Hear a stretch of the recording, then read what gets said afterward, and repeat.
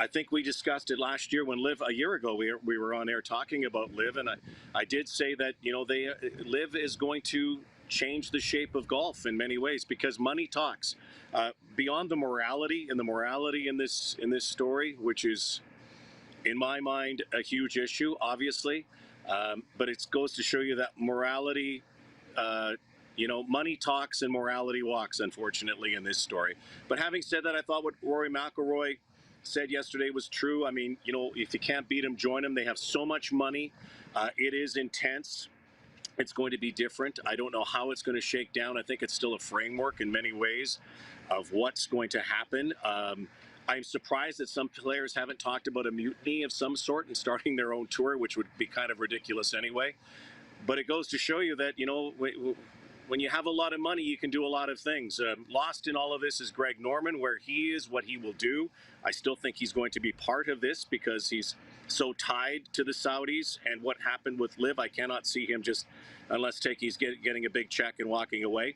I do not think the commissioner of the PGA Tour survives this. I really don't believe that. I don't know how he can, based on the fact that it was so secretive. And I know it's all about money, it's about business, but this is a tax-exempt PGA Tour. It caught so many players. All the players I've talked to this week were absolutely shell-shocked, 95%. Did they think this would happen? I thought this would happen, that there'd be a merger eventually. No one thought this merger would happen within a year.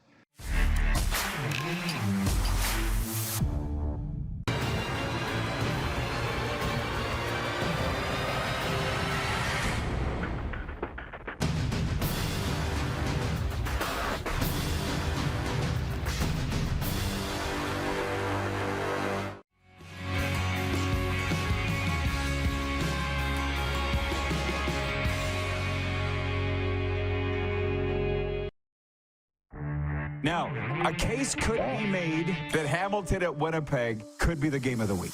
And to be honest, I think it might be an upset. Oh, wow. I can't see that. Hamilton, I think they got a lot, riding, obviously. Bo taking over the reins. And I just think that the pedigree of Winnipeg and Zach Collaros is going to overcome the Ticats. So that's where I see it. Great game, though, and I do agree with you. I think it's the game of the week. Good morning, Rod Squad, and welcome to a Football Friday here on the Rod Pedersen Show.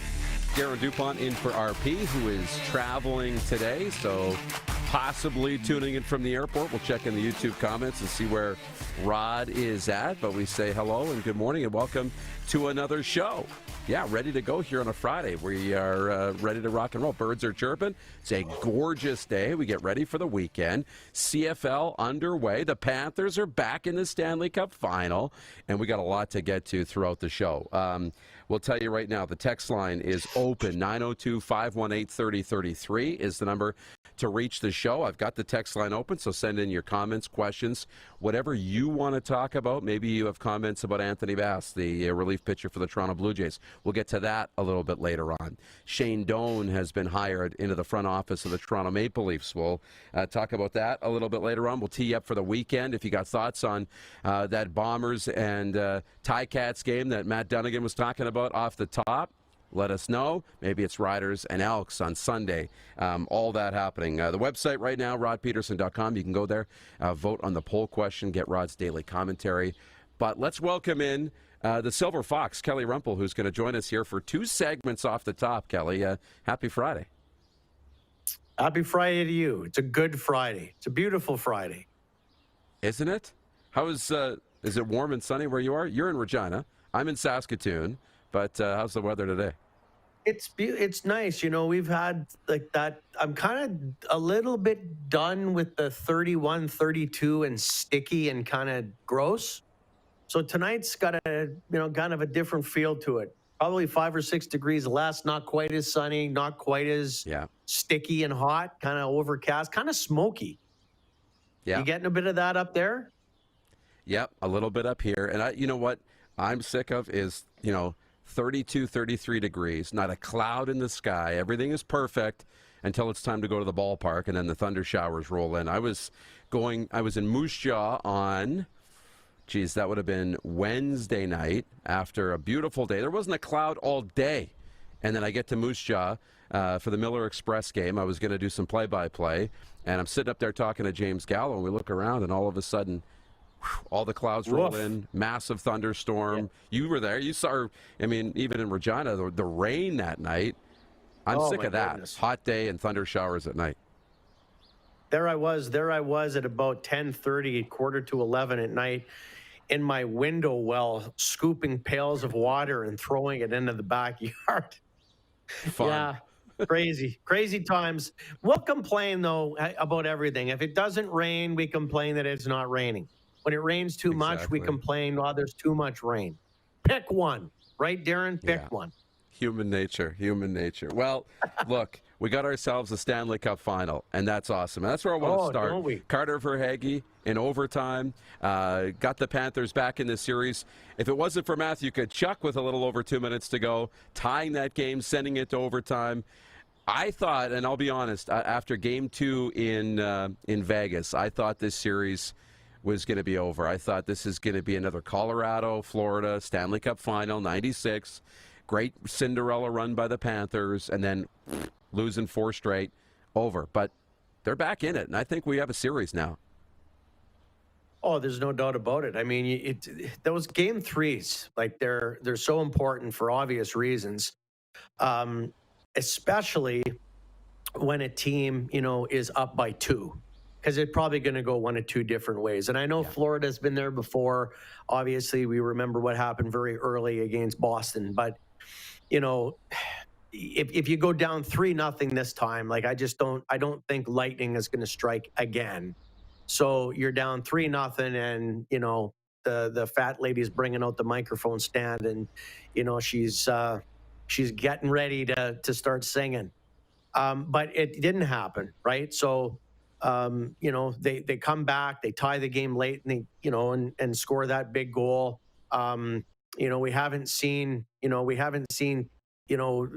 too many kind of weak goals in the series, but that overtime goal was one that probably should have been stopped. But you know what?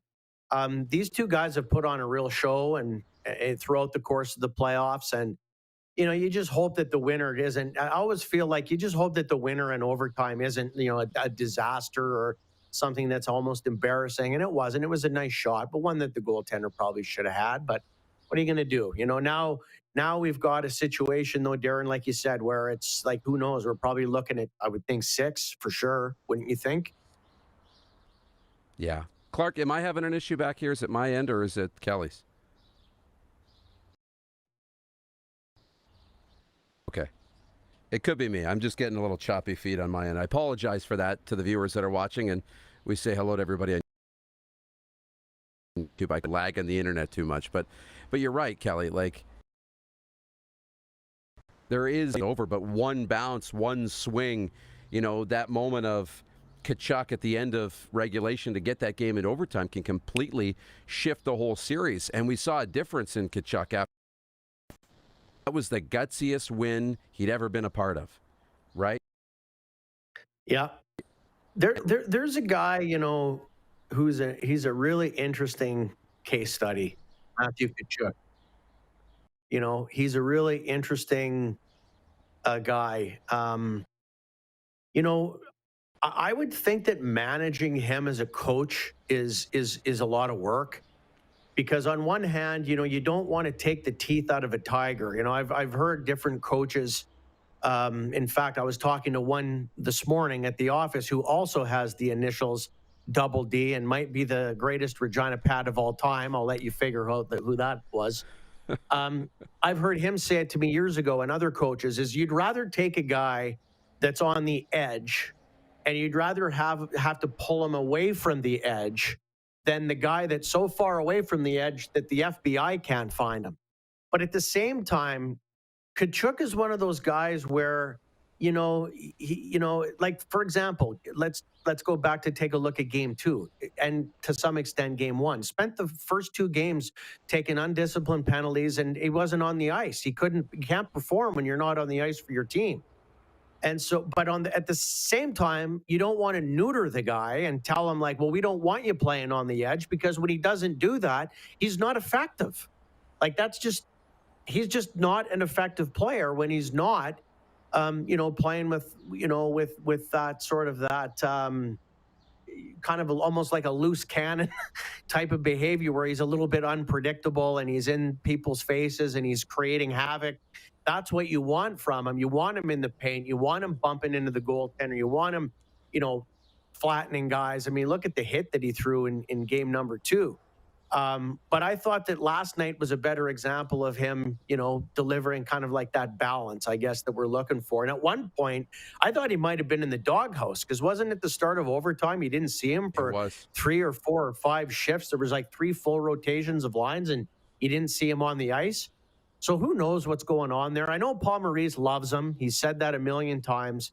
But, man, an interesting character, to say the least. Well, and Pomo loves him. It doesn't mean he's not going to sit him down for a little bit. You need him playing. I think he had 24 minutes of penalties in game 2, but he was good. And he, no doubt, is their emotional leader.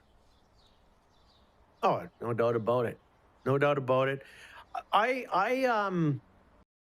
me ask you this question, and I'm not trying to bring a downer on the conversation, but now that the CFL is heating up, the Memorial Cup is now over. The Blue Jays playing really, really well. Is there a part of you, Darren? I'm just asking this strictly from a fan perspective, like your take on it. Yeah. Is there a part of you, even though we're in the Stanley Cup freaking final and it shouldn't get any better, is there a part of you that's a little bit done with hockey? Little bit? Yeah, I've heard that it would be really great if the Stanley Cup was wrapped up on the May long weekend. And, a little bit, it starts to get long, especially into the summer when there's so many more options. And you're right, like the CFL last night, I caught myself, watching the CFL game and thinking, man, I better check back into the hockey game. And your mind kind of shifts a little bit to football. And I'm like, this game's going to overtime. 3 things. Yeah. I was going Blue Jays for a few pitches, then the hockey game for a little bit, then watching the Stampeders and the Lions for a little bit. I was like all over the frickin' place. But that's what's fun about it, right? That's what's it's an interesting time of year. There's a little part of me, as much as I love the Stanley Cup playoffs, because it's a different, let's be honest. I mean, it is a different level of hockey than what we're basically used to seeing from October right through April, and you can't help but get caught up in the excitement and enjoy the heck out of it. But I don't know. I'm getting so where you would think that for a game 3 in the Stanley Cup final, I would have been a little bit more fired up. But I found when there was other options for me, even the baseball, which we're only in the early part of June. It's not like there's not a lot on the line. But I even found myself even kind of going there a little more than I would have thought. And you don't realize it as much when there's other things on. Like if hockey's the only thing on television, well, obviously you're going to watch and you're just going to enjoy the heck out of it for what it is. But when you got CFL now and you got the Jays, a week or so ago there was some NBA games on at the same time. I don't know. I'm just finding that it could end any time, and I'd be okay with that. But but now that it's 2-1, maybe I'll change my tune on that a bit. But how much of that has to do with? Yeah, how much of that has to do with the 2 teams, though? And there was talk about this at the beginning about ratings and about how this is not going to really entice Canada to watch the Stanley Cup, and I know Rod's in Florida and is really passionate about that market and passionate about the Vegas market and. This is a great Stanley Cup. It's going to continue to get better. I think it started a little slow, but yeah, a little bit has to do with, look, this is Vegas and Florida. If I'm in Edmonton, if I'm in Toronto, if I'm in, these bigger Canadian markets, do 100%. I really care about these teams? Well, and so here's an interesting perspective, I think, to bring to this conversation. So for whatever reason, Darren, and I can't explain this. I cannot explain this, so I'm not even going to try to explain it. The NHL, for whatever reason, is the only league that I don't have a favorite team. Rider fan, Viking fan, Warrior fan. I mean, I love the Pats too, but the Warriors deep down in the pit of my soul is my team, okay? Blue Jays fan, Raptors, okay? Basketball is sort of fourth on my sporting list, but there's no doubt when they're playing who I'm cheering for every single time. It's the Toronto Raptors, okay? Yeah. But the NHL is one league where I don't really have a favorite team. And in some ways it's good because my stomach's not in knots and I'm not overly analyzing every little intricacy of the game. I can just sit back and I can just enjoy it. But I just find that for me, even though I'm not a Toronto Maple Leaf fan, I'm not, okay? But there's no denying that when they're playing, there's something interesting about it that you don't get when it's Carolina versus, Boston, or when it's Nashville versus Los Angeles or something. Like, there's just, I don't know. I mean, it just not the same. Even the Habs or the Senators or whatever. It just seems like when the Canadian teams are in it, or even an original six team, even if it was Chicago or something, to me, it would feel a little bit more special. But maybe it's just me. No, I don't think you're wrong. I really don't. I mean, there's only one way to have these teams feel more special to you, and that's to play in meaningful games like this. Unfortunately, you're going to have to go through some series where there's not a lot of people who really are emotionally invested. Like, I think that's the big thing is I don't feel as emotionally invested in who wins this Stanley Cup. I don't.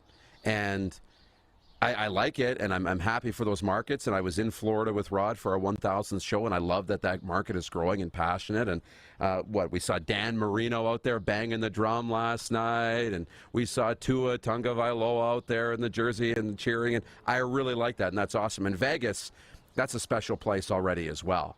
But I'll be more invested in those teams 10 or 15 years from now after they've been around for a while and built up some rivalries and things like that. So, unfortunately, we got to go through this.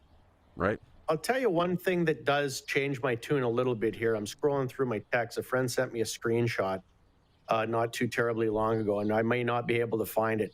But, there it is right there. So, Las Vegas Golden Knights, Chandler Stevenson, Regina Pats, Shea Theodore, Seattle Thunderbirds, Mark Stone, Brandon Wheat Kings, Laurent Brosson, Edmonton Oil Kings, Kolasar, McNabb, Howden, Moose Jaw Guy, Hill, Thompson, Packel. So you got 1, 2, 3, 4, 5, 6, 7, 8, 9, 10 guys that are from the Western League. That is one thing that I have to admit as a Western League at heart guy, like a WHL guy. One of the reasons I was so disappointed when neither Kamloops or especially Seattle, Cal Filson's a good friend of mine.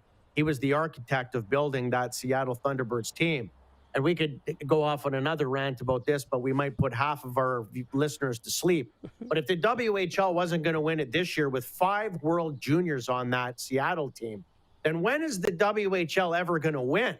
So, but getting back to my original point, as a WHL guy, I mean, it's pretty easy to like Kelly McCrimmon and the Las Vegas club. I mean, the Golden Knights, I think there might be 4 Manitoba guys on that team, if my memory serves me correctly. So, if anything, maybe that's a reason I'm pulling for them. Got to go with those Western boys, eh?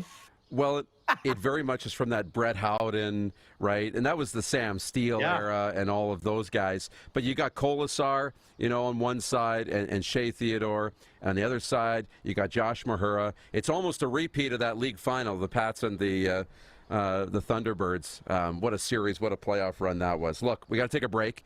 We come back. I want to get your thoughts on Shane Doan to Toronto. And I do want to touch on quickly Anthony Bass and his comments in Toronto. And I want your thoughts on opening night in the Canadian Football League. We'll do that when we come back. It's the Rod Pedersen Show here on a Friday all across the network on YouTube Live, wherever you get your podcasts. And we are live across the country on Game Plus TV.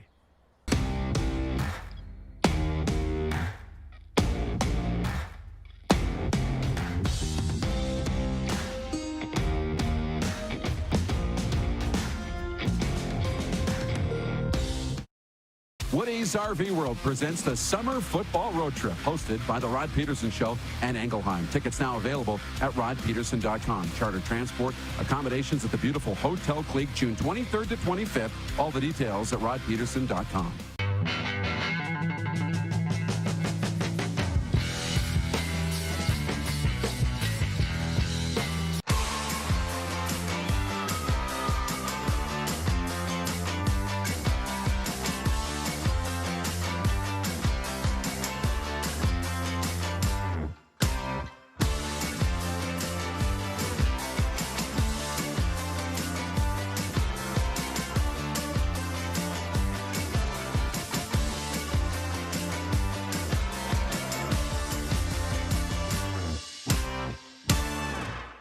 Canadian Centre for Men and Families Alberta supports men through relationship turmoil and breakdown.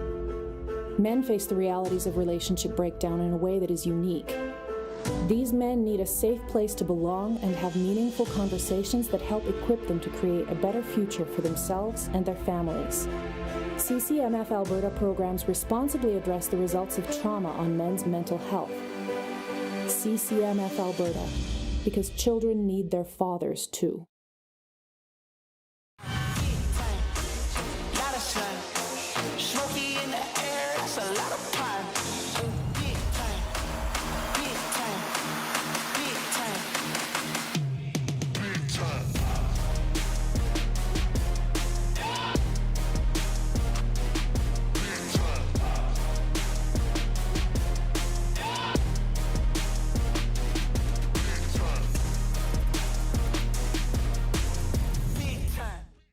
Did you know that you can help save a life? And you can start right now. Stem cells from male donors increase chances of positive outcomes for patients, yet they only make up 40% of our registry. Today, there are hundreds of people in Canada searching for their life-saving match. You can be a patient's best hope. Be a hero by registering with Canadian Blood Services Stem Cell Registry now.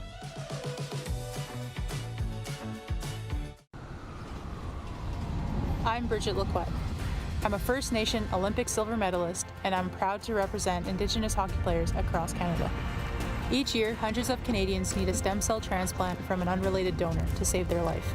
Anyone can have a hard time finding a stem cell match, but for Indigenous peoples, it can be even more difficult because just over 1% of prospective donors on Canada's stem cell registry are of Indigenous backgrounds. Be a hero. Join me in Hockey Gives Blood in helping to make a life-saving difference to those in need.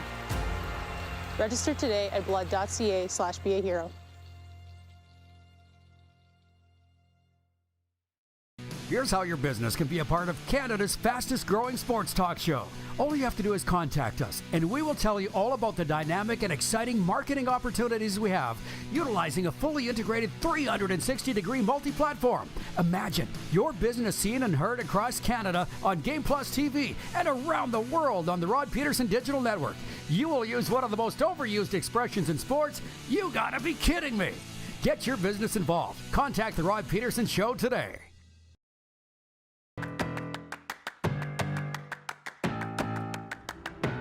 Day off in South Florida between games 3 and 4 in the Stanley Cup Finals. The Panthers are right back in this series after a 3-2 overtime win. Carter Verhaeghe, the hero, in game 3. That series resumes on Saturday.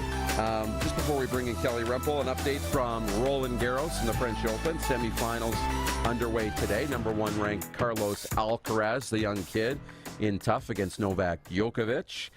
Joker took the first set 6-3. Alcaraz came back 7-5, but Alcaraz dealing with a bit of a leg issue, dropped the third 6-1, and he's in trouble, going to lose that match. I believe he's down 4-0 in the fourth set. They're underway again in the RBC Canadian Open.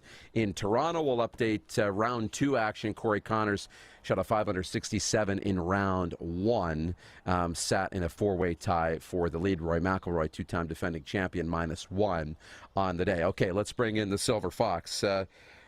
Kelly, a couple things I wanted to get to with you as we come back in. I got a couple of texts here on the text line here, 902-518-3033. Stephen in North Dakota says, greetings and no hallucinations from a cloudy 72 degrees, Minot, North Dakota. He said, Moose, is there an opportunity to meet you outside the women's washroom in Calgary? at the Stampeders game. He said, I met Kelly at Grey Cup Festival 2013. Any dating advice, Kelly? So do you remember that? Outside a washroom at the Grey Cup in 2013? We were talking about it. Rod said he was doing his radio show right outside the washroom, and that's where these guys wanted to meet you.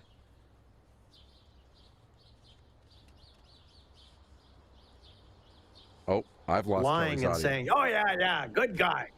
I'm just gonna confess, I actually do not remember that, so I'm sorry. But your dating advice, man, you're talking to a guy that's been happily married since 1998. I'm not sure that I'm the right guy. Well, so where that came from is the story that came up on the show. Rod was remembering the story, and this guy was saying, "Where do you meet girls in this town?" At the 2013 Grey Cup, and Rod says, well, outside the bathroom's not the first place to start. So I think he's looking for some better dating advice than looking for a date outside the washroom in Regina. I used to find a lot of success going to the Red Cross and giving blood. You know, that was always a great place to meet hot chicks. Easy way to, any girl that's giving blood at the Red Cross is a keeper. Am I wrong? I agree. You know what?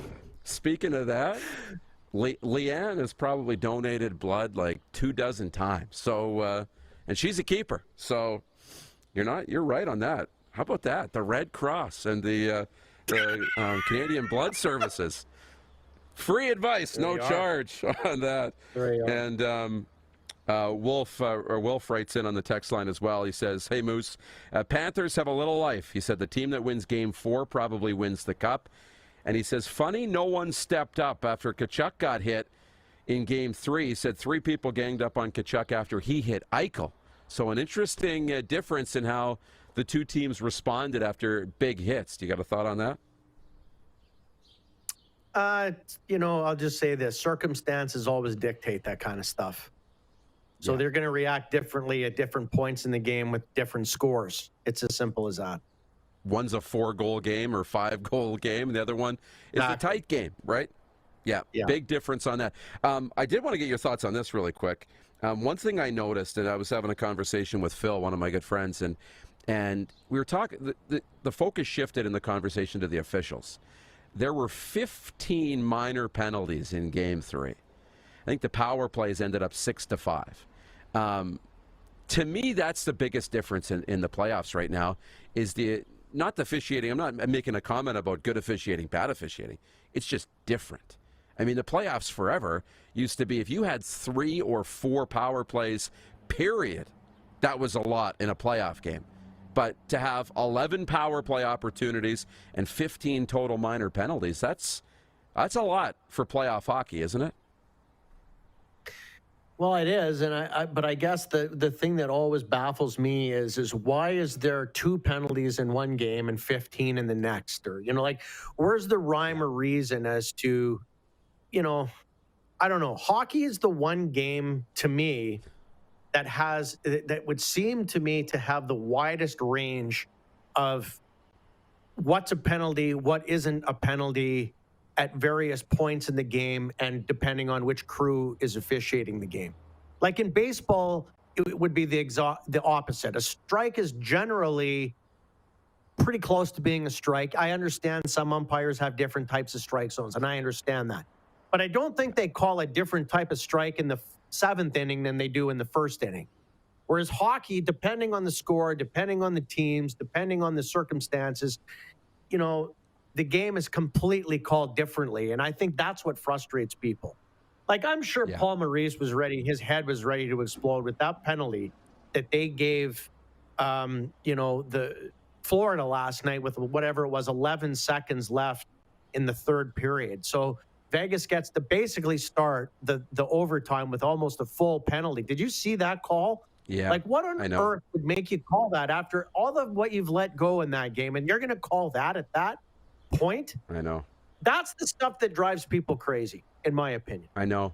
Well, and it's where do you sit on calling the rule book versus managing the game, right? And the effect different things have on the game.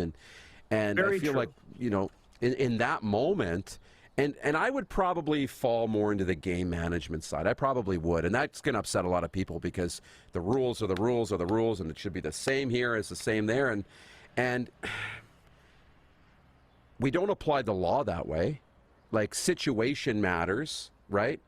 Circumstances matter. And I think when you're looking at a 2-minute penalty in the first period versus a 2-minute penalty in that situation that could have ended the game, the consequences are so much different. A goal in the first 5 minutes, while a coach will tell you 2 points in game 1 is the same as 2 points in game 82, and that's true. And a goal in the first period is the same as a goal in the third, but the situation is different. So I look at, does this infraction create a scoring chance? Does it take away a scoring chance? Or is it really dangerous, right? Like, do I need to make that call with 11 seconds left? Because how it's going to affect the game is monumentally different than that same call in the first period, right? No, that's the line in the sand that everybody's going to disagree on. And what makes it complicated is if you, myself, Rod, Labardius, and 25 other people sat at a table and wanted to hammer this debate out, you'd have 25 different opinions. There wouldn't be two guys that had exactly the same opinion. And so I don't know. I'm not saying I know what the right or wrong answer is. It's a discretionary thing, and I understand that. Yeah. But so to give you an example, I remember coaches in the WHL years ago in the early 2000s when they really decided that they were going to crack down on the clutching and grabbing. We don't want to have the 6'6", 230-pound slow defenseman dragging the forwards down to the lowest common denominator. Like, we got to start calling the infractions, the hooking, the clutching, the grabbing. Like, we're getting away from, like, isn't this game supposed to reward skill and reward players regardless of whether they're 5'4" or 6'4"? Like, is this not about creating opportunities and opening up the game to make it more exciting? And I agreed with that 100%. So they went 72 games and they called it one way. And that was if you were a big, slow defenseman and a shifty, quick guy beat you on a breakaway and you hauled him down, it was a penalty, period. They got to the playoffs and that went all out the window and it deferred back to the way that it had been the last 10 years. Should it have, shouldn't have? I don't care. But just make a decision on what you're going to do and then live with it, good or bad. That's all I would say about that. I agree, because it's all about expectations versus reality. When you set good expectations and the reality meets it, we got no problems. But the problem is we set expectations like calling it one way. It's gotten better. I'm using an extreme example. It's no different than in football when they wanted to take headshots out of the game. Nobody's going to argue that it's a good idea that we want people to have less concussions and brain injuries. But the first 2 or 3 years was a dog's breakfast because guys have been taught how to hit and how to play a certain way for so long. You can't just go click and every single one of these guys is going to completely be able to adapt to new style of tackling and hitting. It takes time for people to sort of adjust their game. Hockey's the same way with the hits and all that kind of stuff. Yeah. I guess I'm digressing a little bit, but it all comes back to the consistency. So over time, though, you would expect that the consistency would sort of level itself out and just feel like hockey's the one game where there's the widest discrepancy of consistency. Maybe that's my point. I agree. We have about 4 minutes left. I want to get to this next point, which is our poll question, and then maybe if there's time in the last minute, rapid fire through a couple things. Man, I could sit with you for 2 hours and it would feel like 2 minutes. We learned last night in the game from Elliot Friedman in the second intermission that the Calgary Flames now, their assistant coach Ryan Huska is the new front runner to be the head coach in Calgary, according to Elliot Friedman. It was the other names that were in the mix at one point: Mitch Love, the coach of the Heat, or the Wranglers now, Kirk Muller, other Flames assistant, former Canucks coach Travis Green, and Andrew Burnett, who has since been hired in the National Hockey League. But Ryan Huska, the 5-year assistant coach, now the front runner. Did that shock you to learn? He's very well respected. He's paid his dues. But to me, I kind of thought this was Mitch Love's job to lose. Well, I'm not as dialed into it. Like I'm not an insider here, so I could just kind of give you the same sort of answer that somebody else that might be on the periphery would. I think that you couldn't go wrong with either choice, to be very honest. I know Ryan Huska has the respect of a lot of those players, and I think that in some ways, this is almost these guys have been beaten down so badly, and they're so pissed off and agitated, and they've almost got one foot out the door, a lot of these guys, that I think sometimes you have to throw some meat to the lions just to keep the peace. And so if players are telling, Don Maloney, or they're telling people at the top, here's the guy we really want, then sometimes you got to do what you got to do to kind of keep the peace, because you can't go wrong with either choice. Yeah. So I think that they're probably going to do which is the most aesthetically pleasing for the players. That would be my guess, because I think everybody loves Ryan Huska around there. How could you not? How could you not? That is our poll question today for Key Auto Group. Who should be the next head coach for the Calgary Flames? And we went with Mitch Love, Ryan Huska, Kirk Muller, or other. You got 23 hours to vote on that, and we'll update the poll question throughout the day. You can vote now at rodpeterson.com. You can vote on Twitter or here on YouTube. And look, before we let you go, we got a minute. Did you catch the Stamps and Lions last night in the CFL lid lifter? Vernon Adams looked pretty good, and the Lions are 1-0, beating the Stampeders 25-15. Okay, since we're rapid firing, I will say I did watch it. It was one of those games that didn't have me on the edge of my seat, but because it was close, I watched it till the end, and I enjoyed it. It wasn't my favorite CFL game I've ever watched, but hey, I love CFL football, and it was a close game, so what the heck? I did like it. Yes, I enjoyed it. Yeah, that's a perfect take, actually. Vernon Adams was fairly sharp, especially early on in the first half in that game, and we're going to get into this a lot more in hour two. But it was week one. Got some kinks to work out. And before we let you go, rapid fire, I want to ask you, Dalvin Cook of the Minnesota Vikings. Good move, bad move to release the All-Pro? They were going to have to pay him an absolute fortune over the next 3 years. And his game is, you know what, sometimes I understand why teams cut their losses, and that will free up a ton of salary cap room over the next 3 years. So I understand why they did it. Did I like the decision? Not really, because I love Dalvin Cook, but I understand why they did it.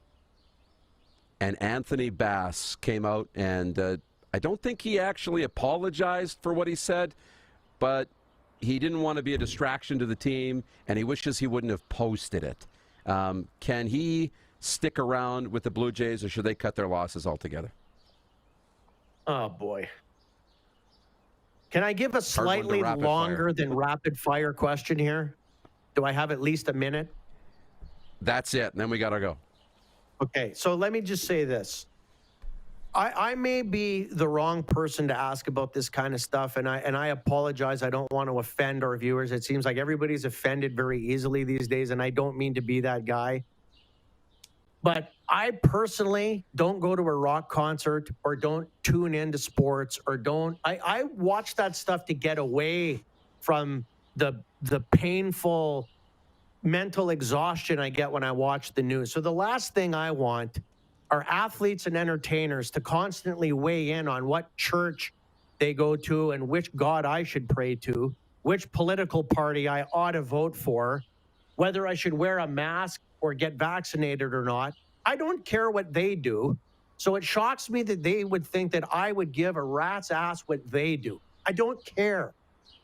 And what's even more staggering at this point is after all of the beatdowns that these athletes and these entertainers take, when they can't help themselves, but to let everybody know what their opinion is, full well knowing that 50% of the people are going to disagree with them no matter what they say, they can't help themselves, and they get themselves into all this trouble. I wish they'd just shut up and put their phones away, because I don't care what they think.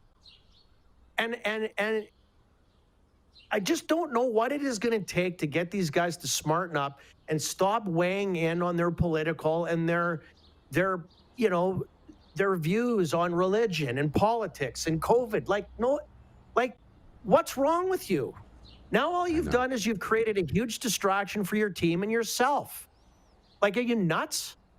Just shut up. I know. And because you got to choose. Once you enter that realm, you're putting pro sports in the back burner. Look at Colin Kaepernick. Doesn't mean he's wrong in what he's doing, but as soon as you go down that path, now that's who you are, and you're no longer the pro football player, and teams aren't going to want that distraction around. And that's a choice you got to make as an athlete. We could talk about that for an hour. Kelly, I appreciate the time. It's always great to see you, and let's do it in person soon. Let's get together soon. Absolutely, 100%. Okay. Awesome. The Silver Fox, Kelly Remple. Big pleasure having him here for 2 segments. As you know, we don't keep a tight schedule when Darren hosts the show, but we'll try and get back on track next. It's the Rod Pedersen Show. YouTube Live. You may be listening on the podcast, but we are live on television coast to coast on the Game Plus TV network.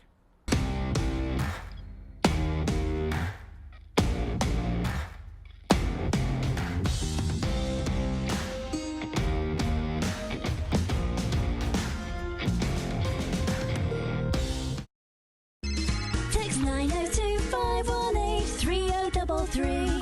902-518-3033. Pick up your phone and text RP, that's Rod Pedersen. Text 902-518-3033.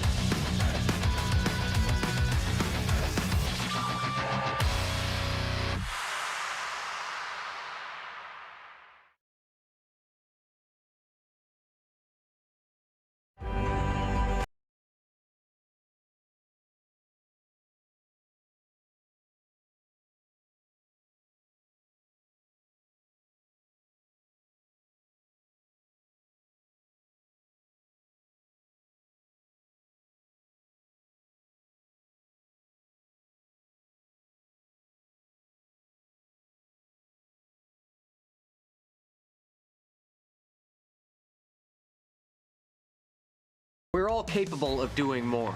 More speed, more reps, more commitment to getting every detail perfect. And that's why it's important we never miss a donation appointment. Blood and plasma donors are needed every day in Canada to support thousands of patients that rely on Canada's lifeline. We're asking you to join the Hockey Gives Blood Partners for Life team. Join today by downloading the Give Blood app or book online at blood.ca/HGB. Does this look familiar? Your fans deserve an incredible arena experience. It's time for an upgrade. Stunning graphics. Revenue opportunities are just the beginning with our in-venue display systems and scoring technology. Let us help you find the best solution for your facility. EDG, always delivering the best fan experience.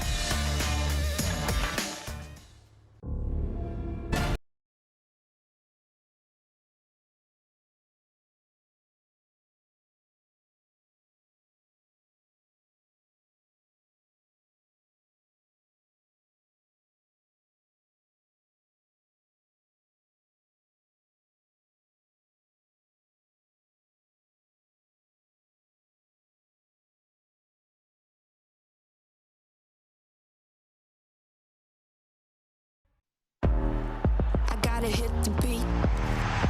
Gotta hit the beat. Gotta hit the beat.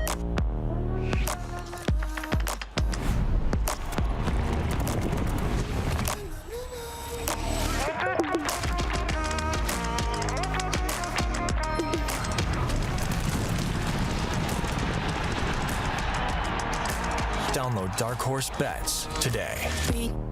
I gotta hit the beat.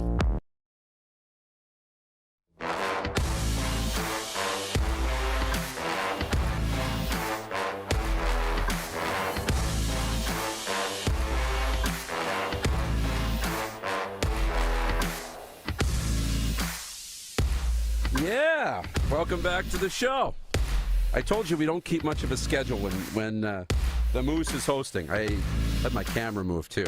If you want to really know what's going down, I'm at the in-laws in Saskatoon, okay? And so they're heading to the lake for the weekend, and I got the run of the place. But, of course, 30 seconds before we go back there, I got to get the details on watering the plants and running the air conditioner. And anyways, we are back, and I'm really excited for our next guest. Andy McNamara is joining us. And, Andy, you got so many new things rocking and rolling. I want to talk all about that. And I hope, whereabouts are you in the GTA? First of all, Darren, great to be on with you and all that. And I'll tell you this quickly first. Saskatoon, hell of a town. I love Saskatoon. Amazing. With the Rush, the Saskatchewan Rush, I was there for 2 championship games a couple years ago. Yeah. I got free cake in the hotel from someone's grandma's birthday coming back and bought a drink walking down the street. I love you, Saskatoon. And I'm an hour east of Toronto. An hour? Oh, you're the wrong way. So I don't know if you know this. Yeah. But we're moving out there next week. Oh, no way. Like, for good. Yeah. So we'll have to get together. We're going to be in Mississauga. Oh, wow. But Leanne's out there now, and she's at the RBC Canadian Open, brand new job, and everything is rocking and rolling. So we're going to see a lot of you soon. So we'll make sure we get together. Awesome. I think I fly out in a little over 10 days. So we'll get to that. Absolutely. Look. Yes. Looking forward to that. Good. Congratulations on moving out. That's great. Thank you. It's going to be a lot of fun. Look, you talk about the Rush, and now you're, with the fantasy stuff, and now you're going to be, doing a lot of great stuff with Woodbine. You remind me a lot of myself, just bouncing around. Got a lot of different irons in the fires, which is exciting. But I want to talk NFL fantasy with you, and I know it's a Football Friday. There's so many moving parts this offseason. Aaron Rodgers with the Jets. Where's DeAndre Hopkins going to go? By the way, I think tomorrow is the big meeting with the Titans. We'll see if Remple can sway him. Dalvin Cook getting released. Zeke is still available. For you, what's the most intriguing offseason storyline? What's number one? I think it's got to be that the running backs and the star caliber of running backs being discarded takes where we valued running backs, which already was on the decline, right? We know that magic age, 28, you hit 28, you're done. And we've seen that you can draft running backs in the 3rd, 4th round. They can come in and be day one starters. So running backs getting to that second contract and getting big money becomes less and less frequent. And it wasn't that long ago. In 2020, Dalvin Cook was the 2nd best fantasy football running back. Ezekiel Elliott's been a stud for years. Kareem Hunt's still on the market. And you have all these guys being drafted. And what we're seeing, Darren, as well, is more and more committees. So this is going to be a very interesting fantasy football draft season because for the first time, I don't want to say ever, but in a very long time that I can remember, we're going to have a wide receiver go first overall, not a running back, because of all these committees. Yeah, I know. It is crazy. And I still think the running back position is so important from a fantasy perspective, especially if you're in a PPR league and you've got a running back who catches balls out of the backfield and racks up a lot of all-purpose yards. But when it comes to actual NFL teams, it's receivers that are getting valued a lot more than running backs now. And, look at what Derrick Henry's done. You look at Zeke over his time, and a lot of it, and then you go to Kansas City and these teams that are winning. It's not teams with really prolific rushing attacks, right? It's the quarterback now that seems to be driving Super Bowl wins. So, are we seeing a real shift in philosophy? Yes, definitely, and I think a lot of that comes into the forgivingness of the officials when it comes to passing the football, right? If you blink at a receiver too hard and you're a cornerback, you're getting flagged, right? So coaches adjust. Of course, if that's going to happen, why wouldn't you want to throw the ball more? And it's also not that teams aren't necessarily rushing the ball as much, which they're doing it less, but it's that variety. They want to keep people fresh. It's kind of that Shanahan approach, right? Copycat league. Yeah. You can mix in, as long as you have your offensive line in place, as long as you have your system and style. Are you Derrick Henry style, I'm going to run through you? Or are you more Shanahan style in San Francisco, where it's, all right, you have that offensive line moving like a picket fence, and you need a running back that can cut and go. And you can find those running backs all over. Like, look at Miami. My fantasy disaster. Like, I cringe all over the place. There's just so many committees. So it's going to be very interesting when people are doing their fantasy drafts of, are you taking the strategy where, okay, if I don't get running back A, B, or C, I'm going to punt on the position, load up at wide receiver, and sprinkle back. Because it's not at the dire stages of where tight end is at right now for fantasy, but it's getting there. Yeah, I agree. It is very interesting. So, receiver, if you got the number 1 pick in your fantasy draft, who are you taking? I've been looking and thinking, and again, my mind always goes to, okay, I should be taking the running back because they are more rare. But when you look at it this year, like Christian McCaffrey bounced back, and so did Saquon Barkley. But Darren, we're 2 years, the year before, and then also the year before that, they were injured back-to-back years. Do I want to tempt that? Do I want to tempt Derrick Henry with all those miles? No. So wide receiver, I got to look at the most prolific. And it is tough. If you look at the numbers and the odds of repeating at such a high level, it's tough. But I just can't get off of Justin Jefferson. I just can't. People crap on Kirk Cousins, and when the games count, rightfully so.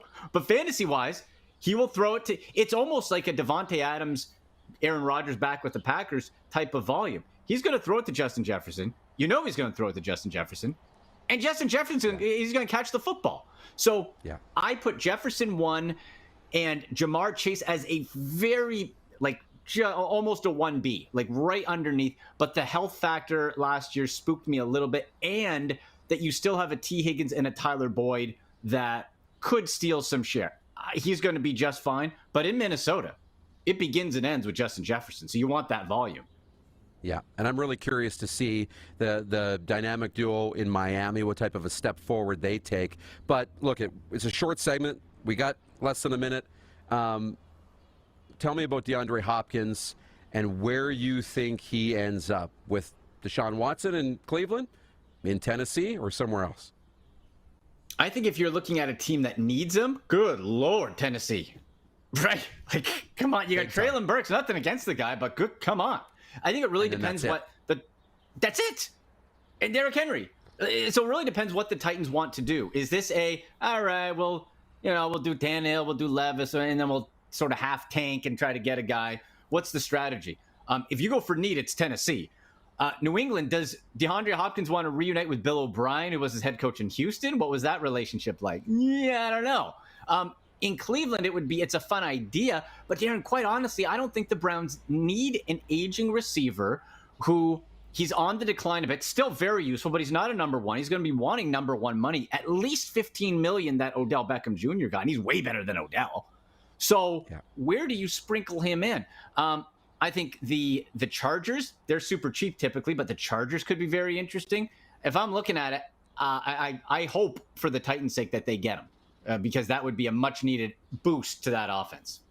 Yeah, me too. Andy, this is way too short, but I appreciate you dropping in, and we'll see you soon in person.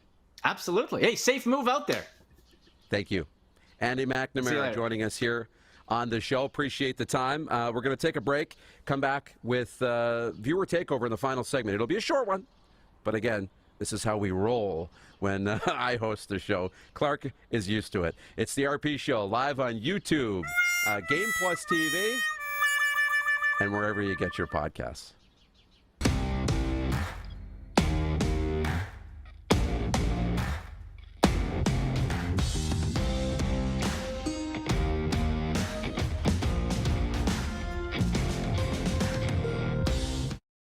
Woody's RV World presents the Summer Football Road Trip, hosted by The Rod Pedersen Show and Engelheim. Tickets now available at rodpedersen.com. Charter transport, accommodations at the beautiful Hotel Clique, June 23rd to 25th. All the details at rodpedersen.com.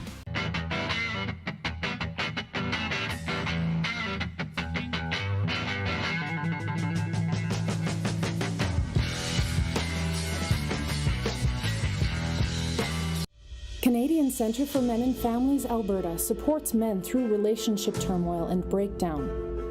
Men face the realities of relationship breakdown in a way that is unique.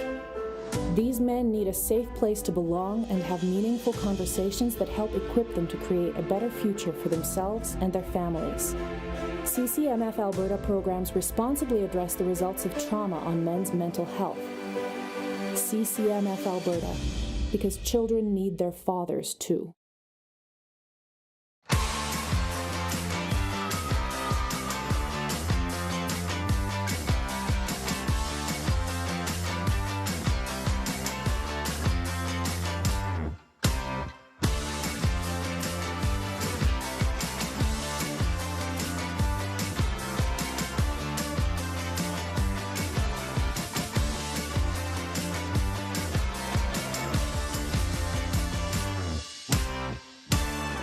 Nestled in the scenic Qu'Appelle Valley, just 20 minutes northwest of Regina, is one of the finest golf courses in all of Saskatchewan, the Deer Valley Golf Club. The clubhouse has a full-service restaurant, and customers can enjoy a casual dining experience with spectacular views of the golf course and valley. A fully stocked golf shop, staffed by PGA of Canada professionals, is equipped to meet all of your golf apparel and equipment needs. Book your tee time, family event, or corporate tournament today at the Deer Valley Golf Club. Call 306-731-1445. Does this look familiar? Your fans deserve an incredible arena experience. It's time for an upgrade. Stunning graphics.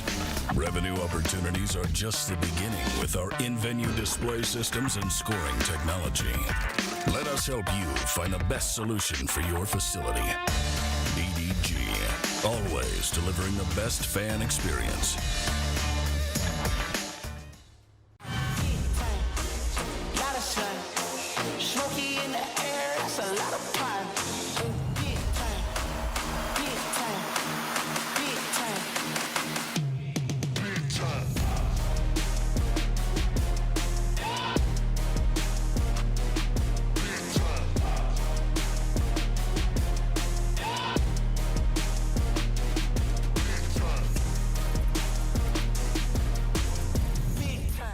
Business owners and marketers. Okay, we know you think we're pretty cool. That's why we want you to share in the coolness factor. Partner with the Rod Pedersen Show and market your business every weekday to sports lovers just like yourself. Take advantage of our many cost-effective commercial and promotional opportunities. Tell the world about your business. Yes, the world. Thanks to Game Plus TV and the Rod Pedersen Digital Network. Contact us today and find out how you can be a part of Canada's fastest-growing sports talk show, The Rod Pedersen Show.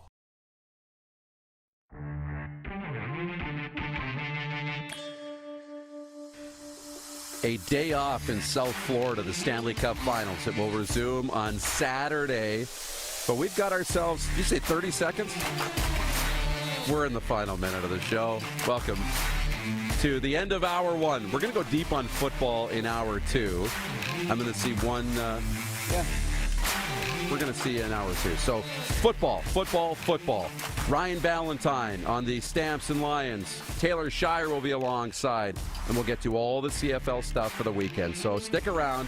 Hour two is on the way, and we're going to get to your comments as well next.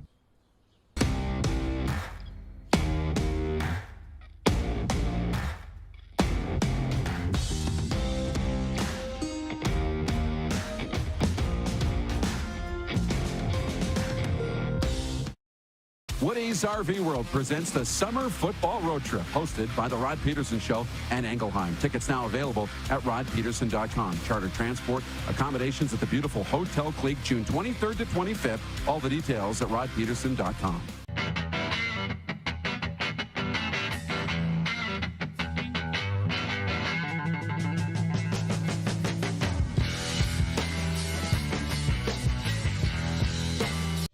Canadian Centre for Men and Families Alberta supports men through relationship turmoil and breakdown. Men face the realities of relationship breakdown in a way that is unique. These men need a safe place to belong and have meaningful conversations that help equip them to create a better future for themselves and their families. CCMF Alberta programs responsibly address the results of trauma on men's mental health. CCMF Alberta, because children need their fathers too.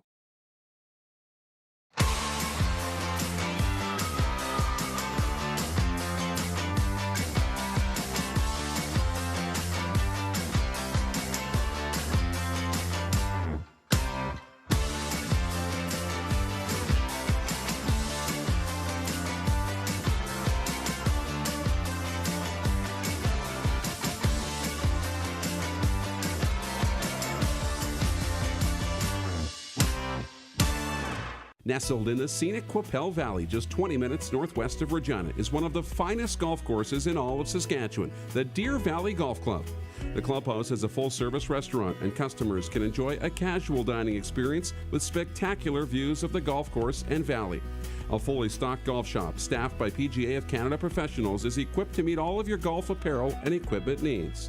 Book your tee time, family event, or corporate tournament today at the Deer Valley Golf Club. Call 306-731-1445. Does this look familiar? Your fans deserve an incredible arena experience. It's time for an upgrade. Stunning graphics. Revenue opportunities are just the beginning with our in-venue display systems and scoring technology. Let us help you find the best solution for your facility. DDG, always delivering the best fan experience.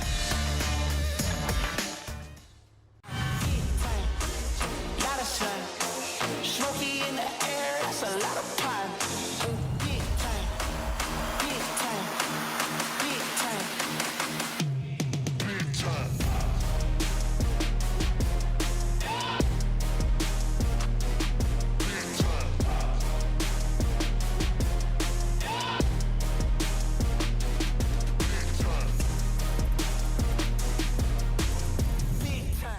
Business owners and marketers.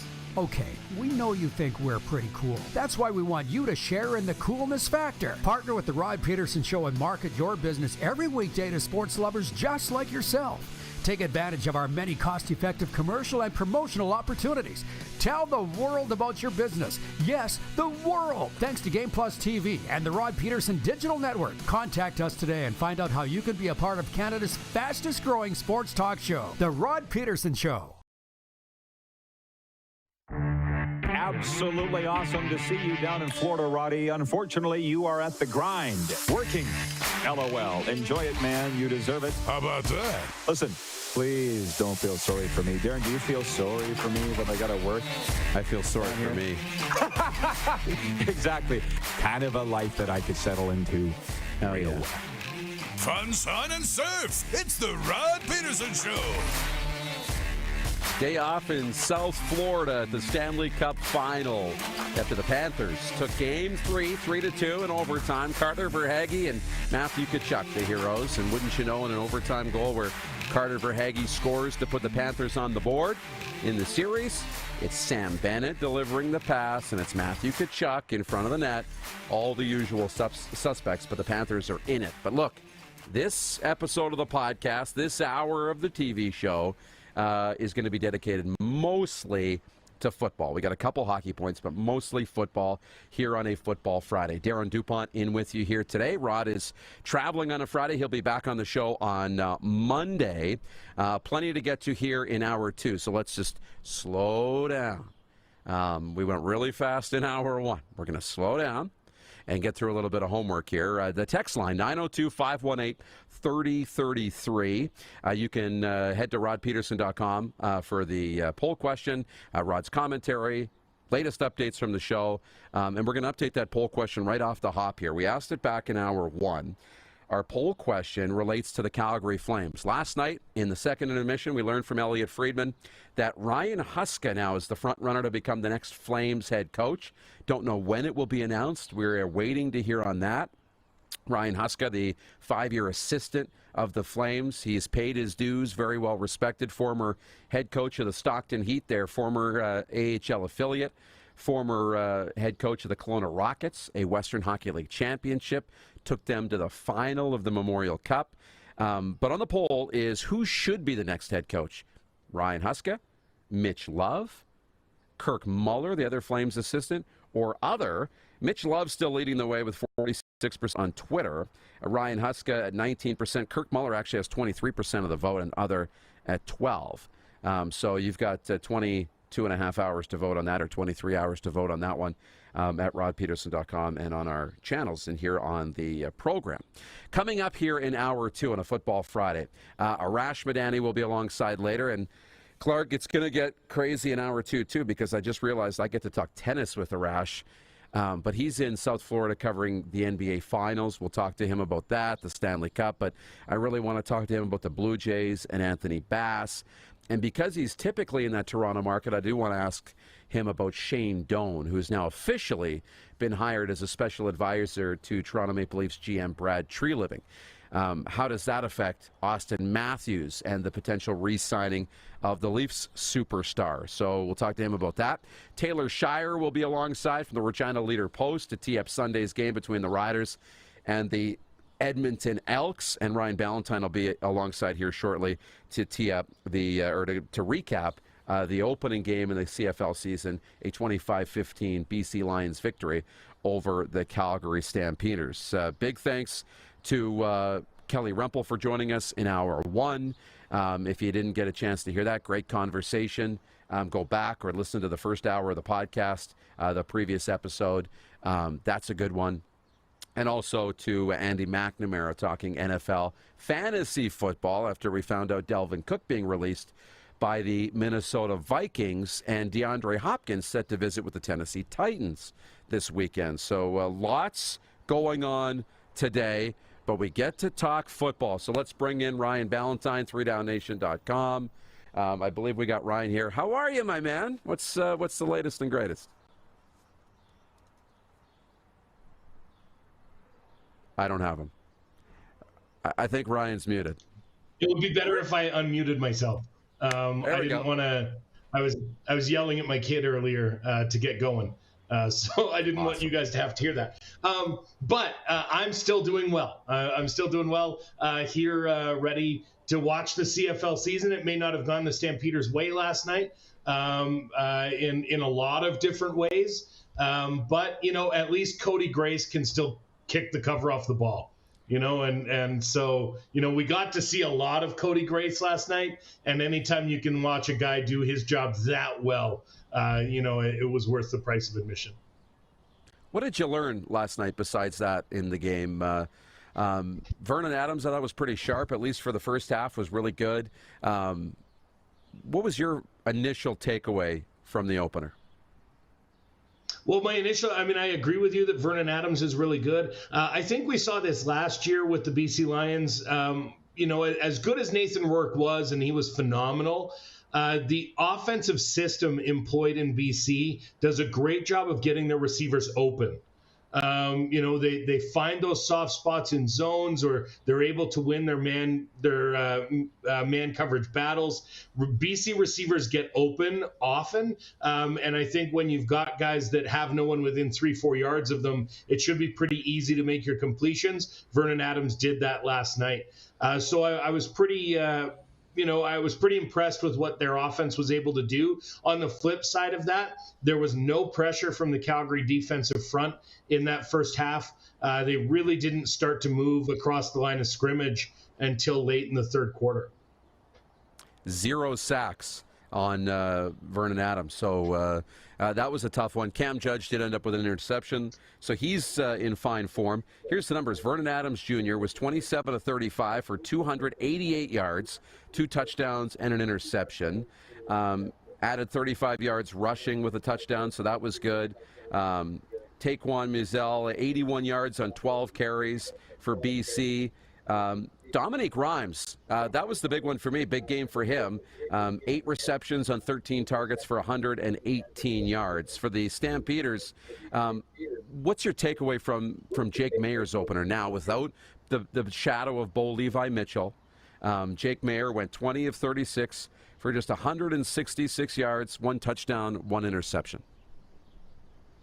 Yeah, it's just not good enough. The issue last night, and I think throughout even last season with Jake, was not really getting the ball down the field. The longest completion last night was 21 yards, and even that was, I think, had 13 or 14 yards after the catch. There was a 12-yard completion, an 11-yard completion. There's nothing that was kind of into the secondary where you're looking at beyond linebacker coverage. So Calgary does need to push the ball downfield more. Dave Dickinson said after the game that he's not sure until he sees the tape whether there was anybody open downfield at all to throw to as well. He said it's not just the scheme which has guys to throw to downfield. Those guys have to get themselves open. So once he reviews the tape today, we should find out at that point whether or not we're seeing what Jake is seeing and what Dave is seeing, whether it's the scheme that is keeping the Stampeders from pushing the ball downfield or if it's a lack of open receivers. Well, it becomes tough, too, when you get down early in the football game and in the first half.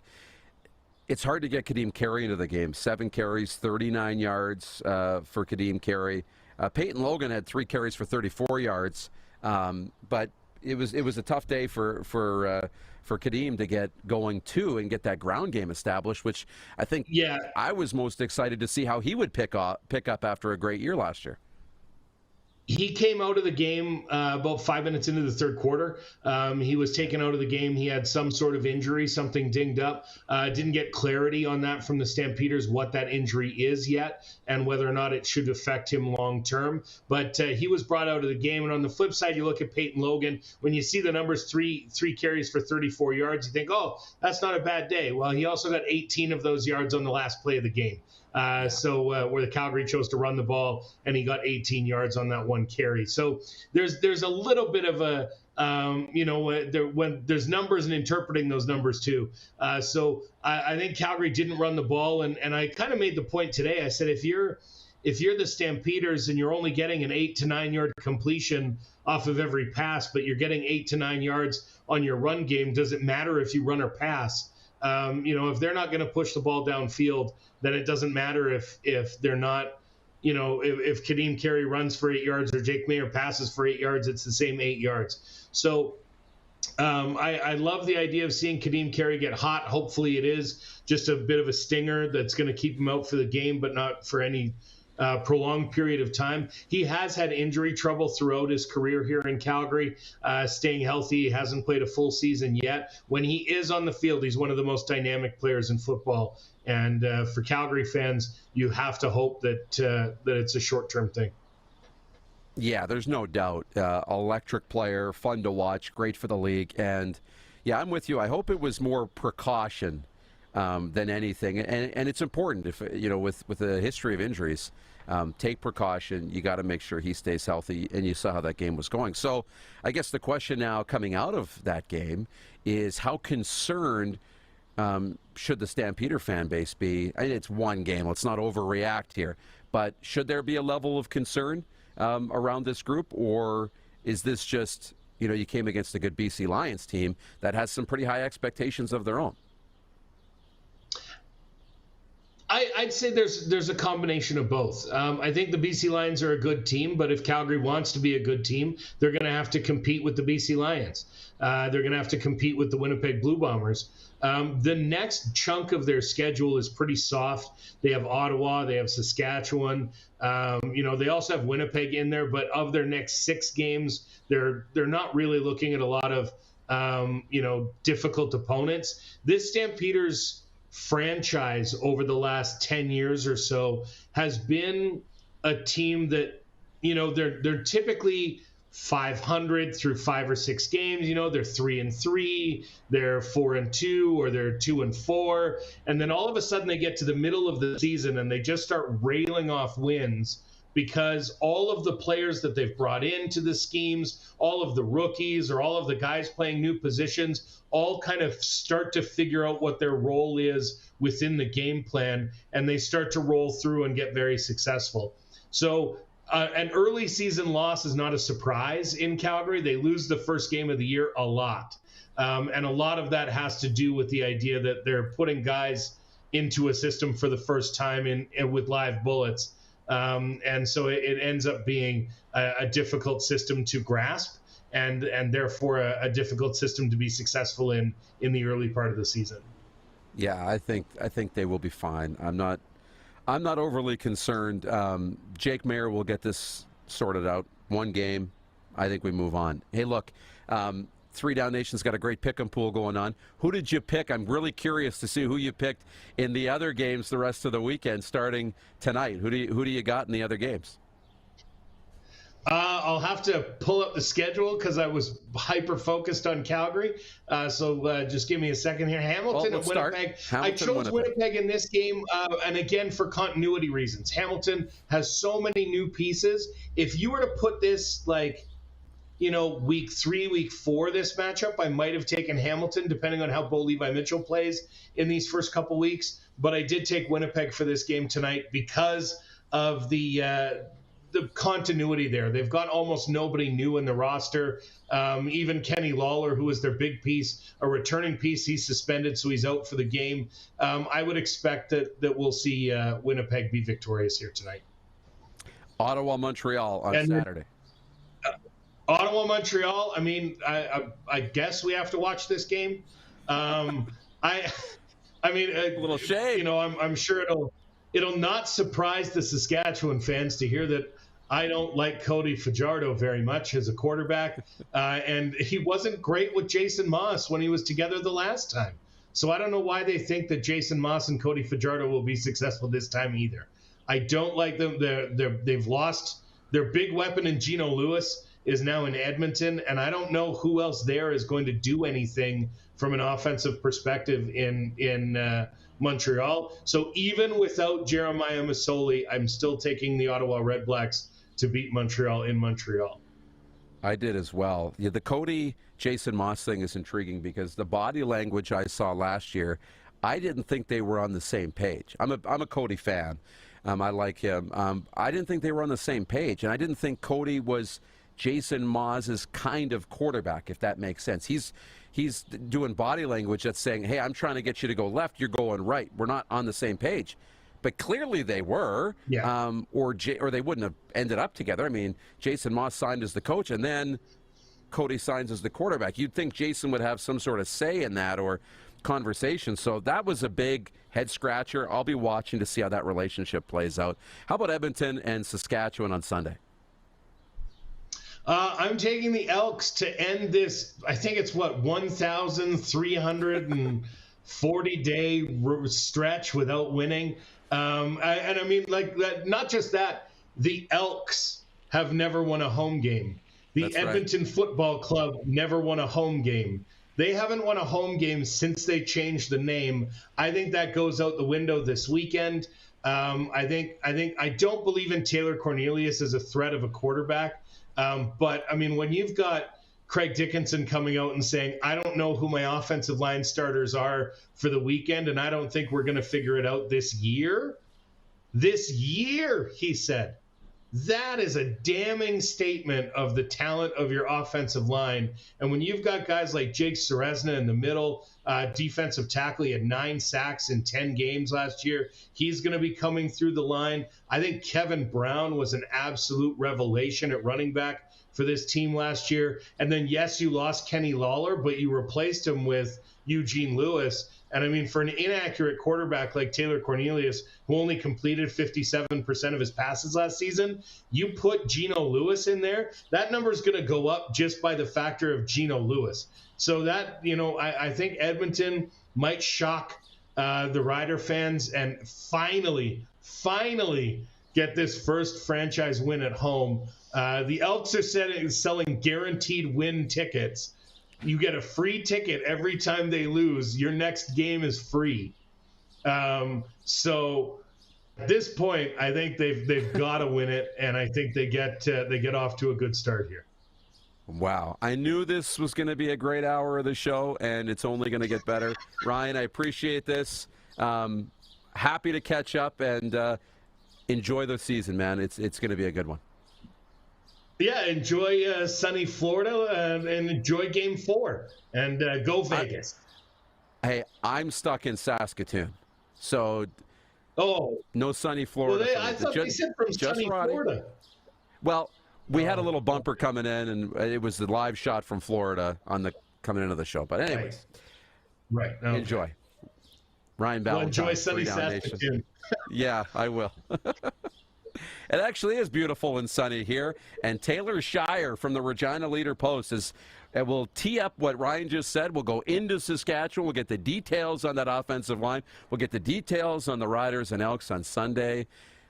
This is sit back, fill up your coffee. We're having a football chat today here on the RP Show on a Football Friday. It is CFL Week 1, and you're watching on Game Plus TV. Maybe you're streaming on YouTube, or you're listening on the podcast, wherever you get your podcasts, including Apple and Spotify.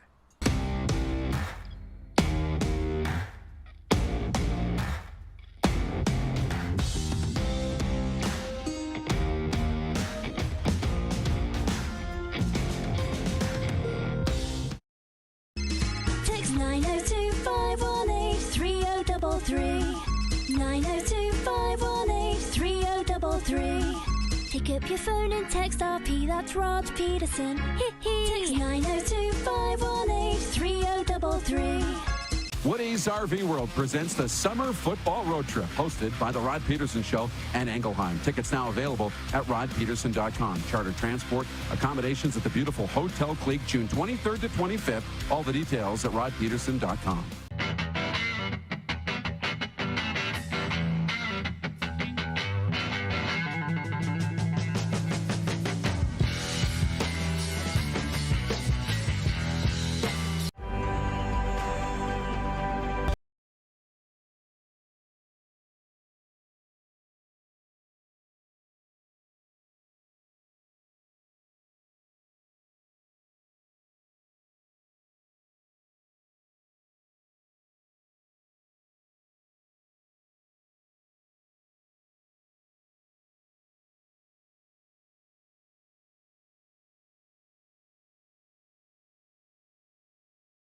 In the scenic Qu'Appelle Valley, just 20 minutes northwest of Regina, is one of the finest golf courses in all of Saskatchewan, the Deer Valley Golf Club.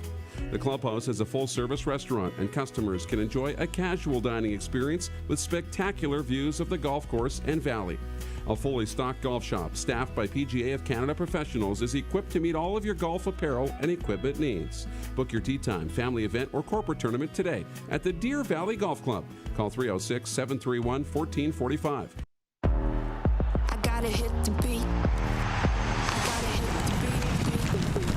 Gotta hit the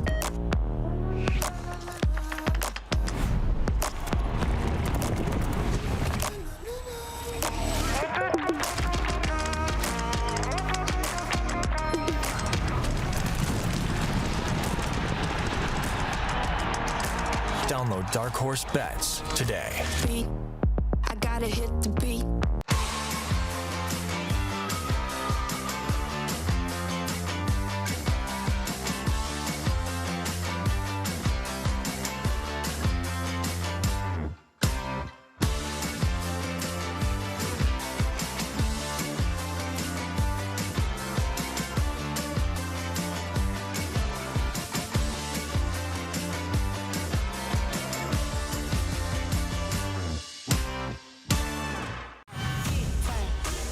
Gotta shine.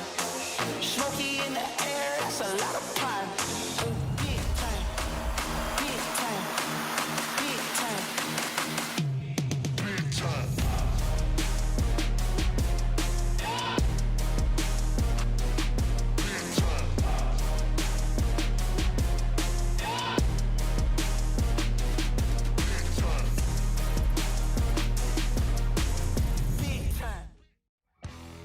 Looking to buy a pre-owned vehicle? With the largest selection of quality pre-owned vehicles in the Parkland, you're sure to find it at Key Auto Group. We'll treat you right every time, and it's all just a click away at keyautogroup.ca.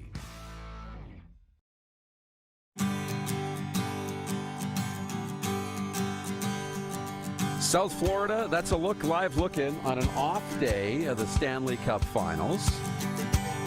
Game 4 resumes on Saturday. I am not there. I'm in Canada, in the Bridge City, Saskatoon, Saskatchewan, as we welcome you back into the program. Text line is open, 902-518-3033, the number to text the show. RodPedersen.com is the website where you can vote on today's poll question, which is, who do you think should coach the Calgary Flames? Ryan Huska being named yesterday as the front runner. Mitch Love also in that conversation as well. Look, I want to get to the text line. Kevin the Medium has checked in, says, good morning, RP peeps. Late to the game, as he was at the game last night to watch his Lions dominate the Stamps. He's a Stamps season ticket holder.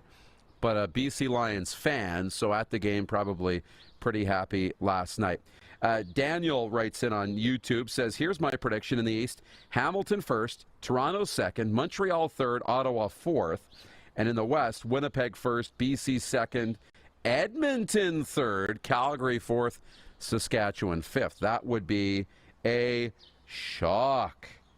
And Jennifer from the Four Seasons, yes, the Vikings have released Dalvin Cook. We talked about that with Andy McNamara back in hour one. Go back on the podcast. Great conversation on NFL fantasy football and some of the latest things. Dalvin Cook, Ezekiel Elliott, DeAndre Hopkins meeting with the Titans this weekend. I believe it's set for Sunday, the meeting in Tennessee. So lots going on there. There is a lot going on. Still checking in with some of the YouTube comments. Swerve checking in, so we say good morning or good afternoon, wherever you might be listening. Wayne says, good analysis, Ryan, talking about Ryan Ballantyne back in the previous segment. Was surprised that the Stamps didn't throw the ball deep at all. They talked about going back on the film and seeing if there was even open guys downfield. Not a lot of balls down the field last night for the Calgary Stampeders. Craig Smith, our director of scouting, says Gray set a punting average over 50. That kid can kick. Yes, he can kick. We did learn that last night. Rene Paredes, just 3 for 5 on field goals, had a couple of misses last night as well. So plenty going on. In the world of sports news, Corey Connors is on the course in Toronto, the RBC Canadian Open. Second round underway after an opening round 5 under 67 to sit in a share of the lead. We're going to update that. Shane Doan has officially been hired by the Toronto Maple Leafs. And Anthony Bass of the Toronto Blue Jays has been designated for assignment. He's supposed to catch the opening pitch tonight as part of Pride Weekend. We're going to talk about those things in our next segment when Arash Madani joins. But let's bring in Taylor Shire from the Regina Leader-Post. So we go to Regina for the start of the CFL season. Taylor, Riders open up on the road in Edmonton on Sunday. How are you, my man, now that the CFL season is finally here? Yeah, pretty good. Spent a couple of days this week, of course, down at Mosaic Stadium watching practice. Today's practice is closed, so I'll head over there in about an hour or so and catch the closed locker room media avail, which kind of a crapshoot. You really didn't know what they did or who started, but lots of intrigue already about this team, and even though it's week one, we haven't even started yet. A ton. What's your schedule going to look like now?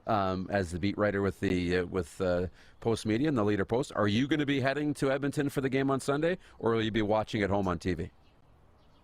Yeah, we're not traveling right now. I'll be watching at home, but there's still lots of analysis that you can do over the TV. And, of course, we'll talk to the team post-game through virtual Zoom interviews and whatnot. And, yeah, I'll be all over them all season. So if somebody stubs their toe, I'll be covering it. If somebody sneezes, I'll probably cover that too. So we'll have tons of coverage at the Leader Post all season. That's technology, man, all over it. So heading into this game, and coming out of training camp, what's the overall feeling around the Riders right now and this group as you guys get set, as the team gets set to open the season on Sunday? How's the feeling coming out of camp and out of the preseason? I would say there's a ton of optimism right now. And that's really on the offensive side of the ball. We know what the defense can do. They're going to have another good season. They're going to be probably the strongest part of this Riders team, even though they are bringing in a good offense. But the defense, there's really no questions there. The questions really do surround the offense, specifically the offensive line. Trevor Harris and Darrell Walker, Jake Wieneke, we know what Jamal Morrow and Frankie Hickson will do. So in terms of their playmakers, I don't think there's any questions. Obviously, Harris has proven that he can win in this league, but can they protect him? Last year, obviously, that was a huge issue. And it seemed like during camp, this team had it figured out. They brought in Gerald Hawkins, who has some NFL experience. They signed Philip Blake from Toronto. He was going to be one of the guards. And, of course, they brought in Peter Godber from BC. So I said two of those guys, Blake and Hawkins, well, they're now sort of out of the picture. Hawkins is back at home dealing with a personal matter, so gone as their starting left tackle for who knows how long. And then Philip Blake, he was potentially going to slide over to that tackle position. We know he can play tackle as well as guard, but he's dealing with a chest injury. So now they have Brandon Council. He played at Auburn. He's a CFL rookie, though. He actually just signed at the end of May and kind of is going to get right up to speed. He's been practicing at left tackle. And then they have Eric Lofton at right tackle. So as much as the Riders tried to address it this offseason and get some big offensive linemen, there's really nothing. Like Jeremy O'Day did what he could, in my opinion. And now it's really going to be up to these players, dealing with one departure and one injury to try to, limit the sacks. I don't know if they'll keep Trevor Harris upright all day on Sunday, but they'll try to limit them for sure. Well, that's the question coming in. We kind of thought that, we'd heard the last of the offensive line issues. It seemed like they had plugged the holes and figured this out. But, you hear Craig Dickinson saying he's not sure what the offensive line is going to look like in week one, and maybe not during the season. Is that something that Rider fans should be, concerned about, back to last season's concerns, or is this something that you think isn't going to linger, or we got to wait and see? Well, we'll have to wait and see. And it's not Jeremy O'Day's fault. It's not Craig Dickinson's fault. Like I said, they brought in good talent. They brought in Hawkins, Blake, Godber. So they've brought in good talent to address the needs of the poor offensive line from last year. But like I said, the departure and the injury. So in my opinion, they do have better depth than they did last year. So a guy like Council, who, as mentioned, played at Auburn, can he be CFL ready right away, or is there going to be a learning curve for him? Lofton on the other side has bounced around the CFL a little bit. So he does have some experience, but I don't believe he's played a full season, or he hasn't stacked full seasons together. So there is sort of questions at tackle. However, they obviously have a really good center in Godber, and then Johnson and Furland are going to be back at the guard position. So are they going to be creating the holes that is needed for Jamal Morrow and Frankie Hickson to run the ball? I think there was some pass protection issues with both of them last year. Have they taken a step forward and learned from that? So I'm not going to say they're going to give up a franchise record this year, because it does look better, even with the two Blake and Hawkins missing. They do look better than what they were last year. Yeah, and I'm with, when you opened the segment and said the feeling coming out of camp and out of the preseason is a lot of optimism, I couldn't agree more. I mean, Trevor Harris seems like he's got a voice in that locker room. Didn't play a lot in the final preseason game, but you just see a little more positivity, even winning those games, which I know they don't matter, but there's some optimism around the group, which I think is something refreshing for Rider fans. So that's really positive heading into week one in Edmonton. But a couple of question marks. What can you tell us about the status of Braden Lenius and Derek Moncrief, one on either side of the ball? Yeah, Lenius, he's dealing with a lower back injury, so I don't really know, and I don't even think the Riders know the extent of it. He's not going to play this week. I don't think they've officially ruled him out, but you can count on it that he probably won't play this week. It looks like Juwan Brescison is going to start in his spot as a fellow Canadian receiver. And Lenius is a big kind of a ratio-breaking receiver who's a good starter, and if this is a long-term issue, it's not going to be that detrimental. It's going to hurt the team, but it's not going to be that detrimental because they do have Brescison and even Mitch Picton, who's going to back up Sam Emilus at the wide receiver spot. So they do have some Canadian depth at receiver, and obviously when Ian Schaefer-Baker comes back, that'll be a big boost to the lineup. But yeah, on the other side, they're patiently waiting for Derek Moncrief to come back. He had surgery on his shoulder back in November, and it was from an injury a few years ago. I had a feature on the Leader Post about his recovery. He said it was just kind of nagging at him for a couple of years, so we finally got it looked at after the end of last season. And like any major surgery, it's a long recovery process. So he isn't quite ready yet, although he did practice once this week. He's still at least another week away before he takes over that outside linebacker spot, which I believe CJ Revis is filling in the meantime. And Revis is totally capable. I don't know if he's the all-star quality that Moncrief is, but when the Riders do get those two players back, it'll certainly be a big boost to their lineup. And tonight, it's Hamilton at Winnipeg. I chalk this up as the game of the week. Getting to see Bo Levi in Hamilton against what is arguably the number one team in the Canadian Football League. What are you expecting tonight? And what do you think Bo Levi, what do you think his 2023 season looks like in Hamilton? I don't know. There is a lot of intrigue around this game, and can Winnipeg still be that dominant team? I think they'll need to show show it tonight. But Mitchell, I bet you he feels rejuvenated. I bet you he feels like he has a fresh start. And he's got some good receivers to throw to as well in Hamilton. So are there any shoulder injury issues with Bo Levi? I think we'll find out tonight who's going to come out of the gate first. Obviously, it's a long season, and 1 week's not going to determine what your season's like. But it's hard to bet against Winnipeg at this point, but I think Hamilton's going to look good, and they're going to be coming out hungry for sure tonight. Looking forward to it tonight, Taylor, and looking forward to your coverage on Sunday. Appreciate the time. Enjoy the weekend. You too. Have a good one. Awesome. Taylor Shire joining us from the Regina Leader-Post. Great update on and a look ahead to the Riders and Elks on Sunday. Arash Madani of Sportsnet is in next. Want to chat Blue Jays. We'll talk about Shane Doan to Toronto, NBA Finals, and whatever else is on Arash's mind, including the French Open. Going to talk a little tennis. First time on this show in a long time. That's what happens when Rod's away. So big semifinal day happening at Roland Garros. That's all ahead. Here on the RP Show on YouTube Live. You may be listening on podcast, Apple, Spotify, but you're also watching live across the coast, across Canada on the Game Plus TV network.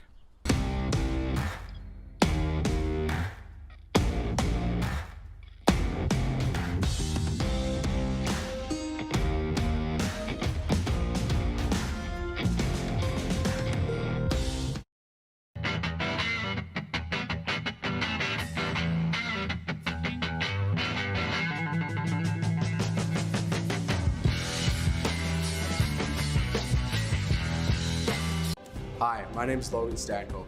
And I'm Connor Bedard. We're both Hockey Gives Blood player ambassadors and proud to be blood donors. There are thousands of patients each year in Canada that rely on a generous stranger to save their life. Please book an appointment today to donate blood at blood.ca/HGB.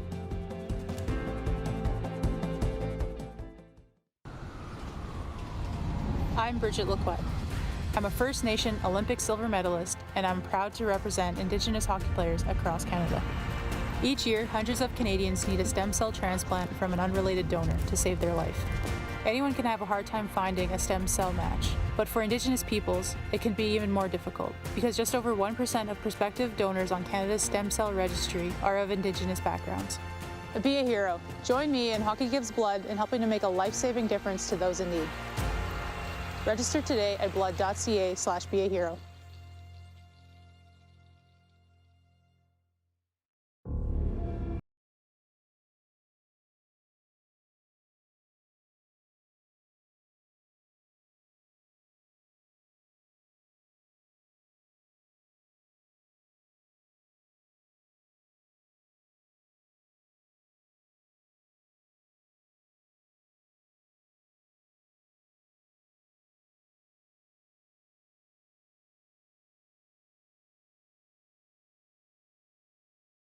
We're all capable of doing more.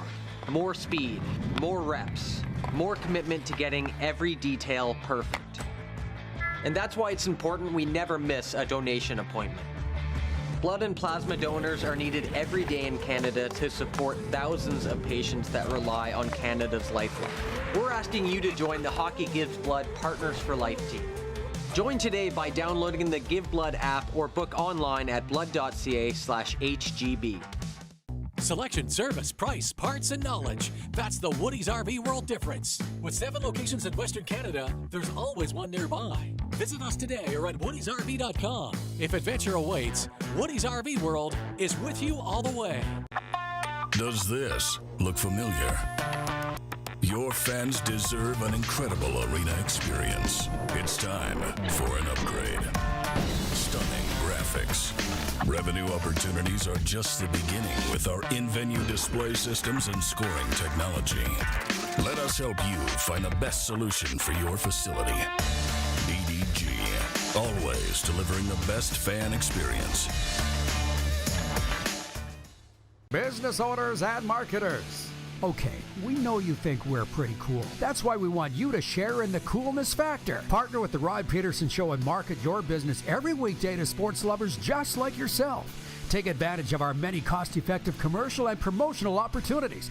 Tell the world about your business. Yes, the world. Thanks to Game Plus TV and the Rod Pedersen Digital Network. Contact us today and find out how you can be a part of Canada's fastest-growing sports talk show, The Rod Pedersen Show.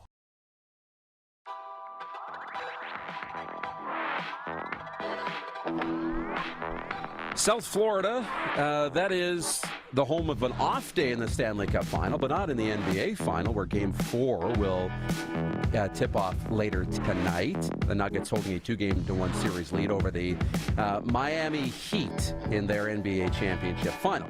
Arash Madani of Sportsnet's with us here for the next segment. I don't want to waste any time because I feel like we've got way too much to get to. Arash, how are you, man? How we doing, Darren? We're doing great. How are you doing? You got to watch the opening week in the CFL last night. I saw you found the TV screens down there, and I'm sure you were watching Joker and Carlos Alcaraz this morning. Were you not? I was. The first 2 sets were just electric, and then isn't that good? And then Alcaraz's body gave out again, just like it did in Miami. So he's got some things to figure out with his body. But I thought that was going to be the match of the year, and unfortunately, it didn't quite live up to the billing. It started out that way, though. I mean, oh my gosh! Yeah. And the emotion, and then the look they had. You know, when one would make an incredible shot, the other one, you know, shook his head, and they're not laughing but smiling, and there was a level of competitive respect, but just, you know, the level that you had to get to win that match. If, you know, Alcaraz would have stayed healthy, that's a lot of fun to watch. Yeah, you're wondering, right? Novak's 36 and Carlos is 20, and Alcaraz just won the U.S. Open. You know, was this going to be a passing of the torch, a changing of the guard? Yeah. Not yet. Not in Rafa's Cathedral, anyway. So much fun. What did you take away from the Lions and the Stamps last night, and how much of that did you get to watch? I watched the whole game. Well, took about half of the first quarter to get them to figure out how to get the game up on the screen. Yeah. A few things. I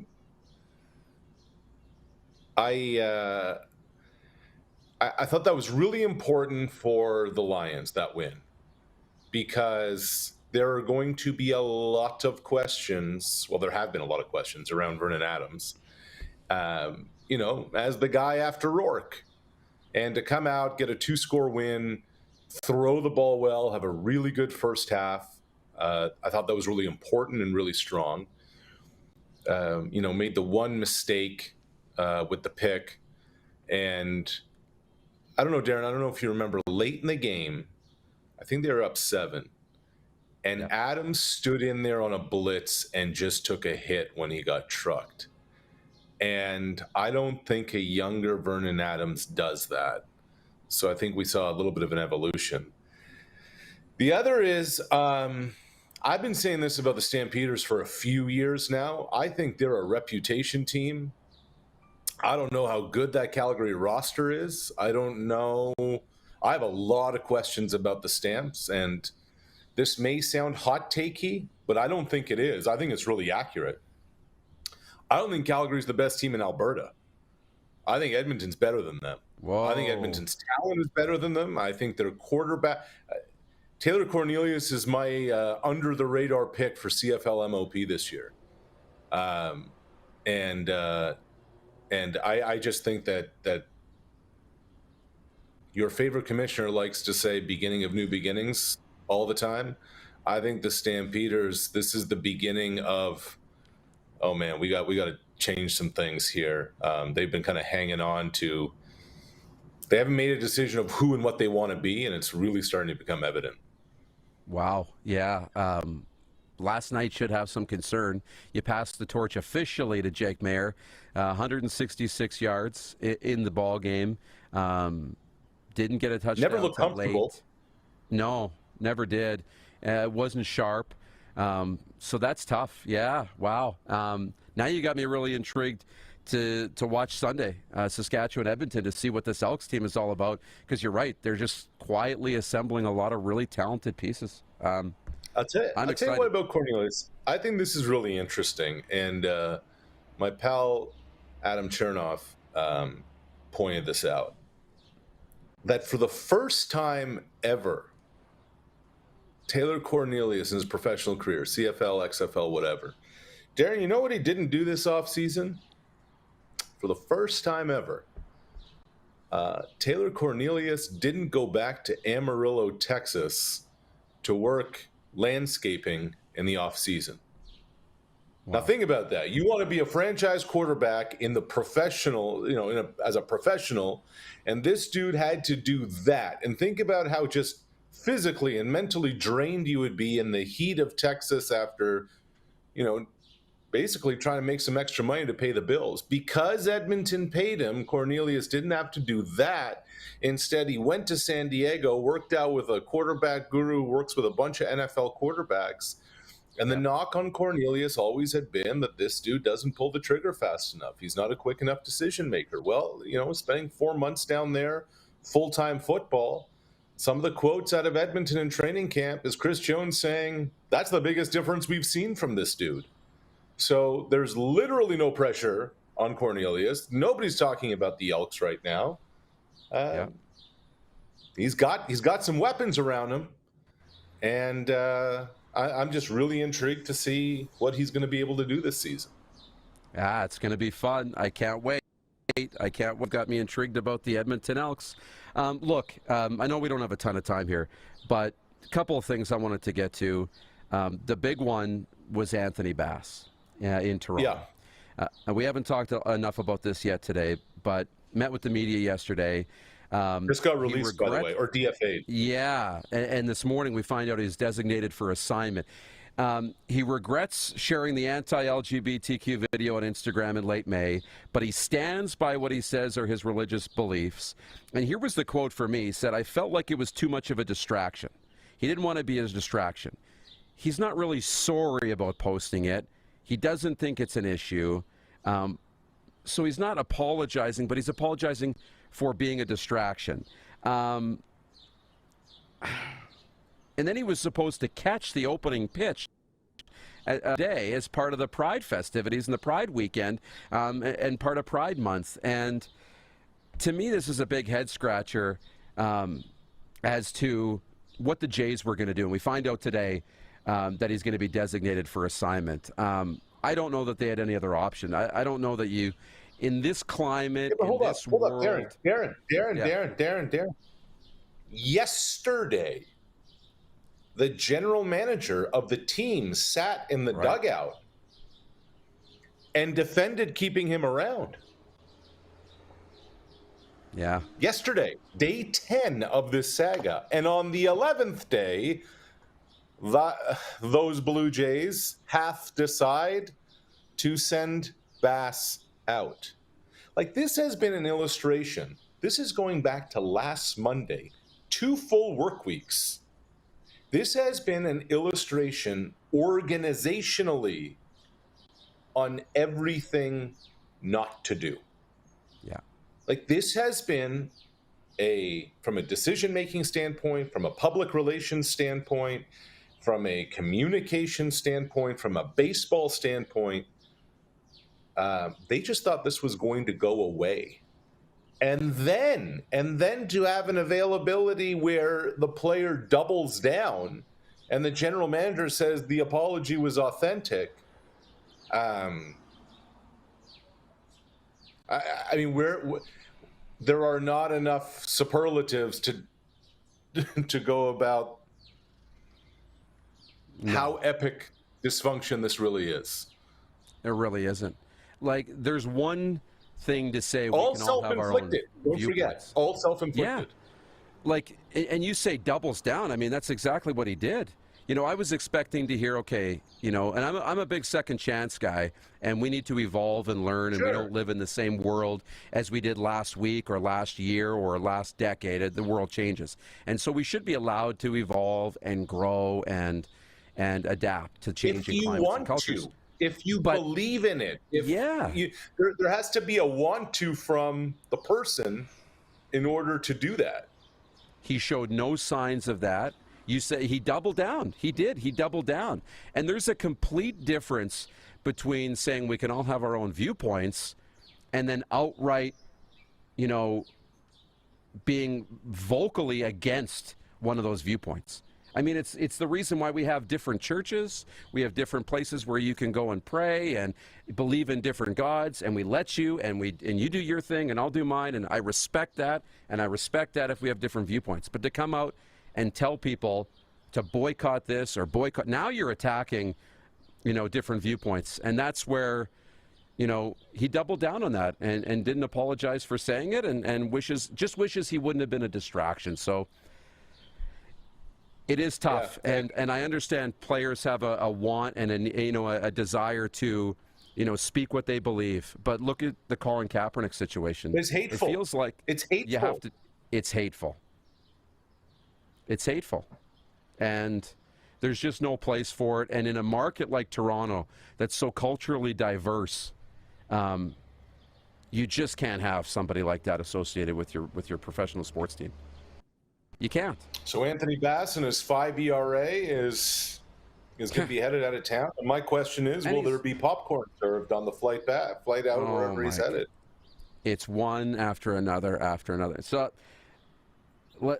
I hope this is the end of it. I hope that the Jays are done. We'll see where it goes. The other thing I did want to talk to you about before we let you go is the Maple Leaf situation, and Shane Doan officially now being named a special advisor to GM Brad Treliving. We've seen the Austin Matthews tweet around Shane Doan's retirement, his childhood hero. Is this a case of, you've got guys ready to leave the party maybe after Kyle Dubas and Jason Spezza leave, and maybe Austin Matthews is thinking of somewhere else? And is this a case of, but wait, look who just showed up to the party? Maybe you don't want to leave yet. Is this Here's that? What I don't understand. When's the last time an athlete has left an organization or demanded a trade because a GM got fired? Anywhere. Yeah. Like, this narrative that goes around Toronto hockey is some of the most moronic stuff you'll ever hear. Like, really? Really? Because Kyle Dubas is gone, Austin Matthews is going to say, I want out of Toronto? You know what we don't know, Darren? Honestly, we don't know really anything about what motivates Austin Matthews. What's Austin Matthews looking for in his next contract? What's Austin Matthews looking for in his work-life situation? What matters to Austin Matthews? Is it winning? Is it endorsements? Is it notoriety? Is it extra? Is it getting extra cake by being in a more tax-friendly environment? Does he want to be under the radar where no one's bothering him every day? Like, we don't know any of this. And so the one thing that's come out is that Kyle Dubas is gone, and so Austin Matthews may be upset and he's going to leave.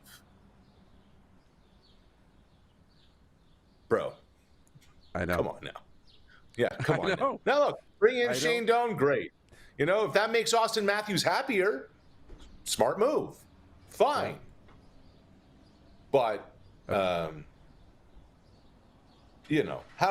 much interaction does a GM and a player actually have? I was just going to say that. How much is the GM and the player, hanging out and chatting, and how much is that a part of your experience? It feels like an only in Toronto thing, doesn't it? Yeah, and it's just, I just find some hockey narratives are just so stupid. Yeah. That's all. In better news, how much have you enjoyed covering this NBA Finals? A lot. I got to tell you, man, Wednesday night, that was one of the more incredible professional sports scenes to witness. Watching the Joker and Jamal do their thing. Duo triple-doubles. Watching Nikola Jokic 30, 20, and 10 in an NBA Finals. And just watching a calmness around a 26-year-old from Kitchener, Ontario, who appreciates that they're having watch parties in his hometown, and they have a 20-foot chalk mural on the street right by the sign that says Kitchener. And on Colfax Avenue in Denver, there's a painted mural of the Joker and Jamal. And this was going to happen earlier, Darren, because Jamal Murray had his coming out party in the bubble, but then he tore his ACL in April of 2021. And now when the stakes are the highest with the world watching, he's Robin to Batman, he's Rice to Montana, he's Messier to Gretzky, and they're about to get a seat at the table with some of the great 1-2 punches in sports history once they get this ring. And it's when, as long as they stay healthy. It's when, it's not if. To me, this series is a wrap. Miami looks shook. Miami is overmatched. And the Larry O'Brien Trophy's coming back to Kitchener. There's your hot take for the day. That's pretty cool. Yeah, it's a lot of fun to watch. Enjoy the rest of the ride, Arash, and we'll catch up soon. I appreciate you, Darren. All right. Arash Madani joining us live from South Florida, the home for Game 4 of the NBA Final tonight. Denver leads the Miami Heat 2-1 in that series. Back with overtime to put a wrap on what's been a really great Friday. You're watching the Rod Pedersen Show here on YouTube Live. You're watching or you're listening maybe on your favorite podcast platform, and you're watching Coast to Coast on Game Plus TV Network.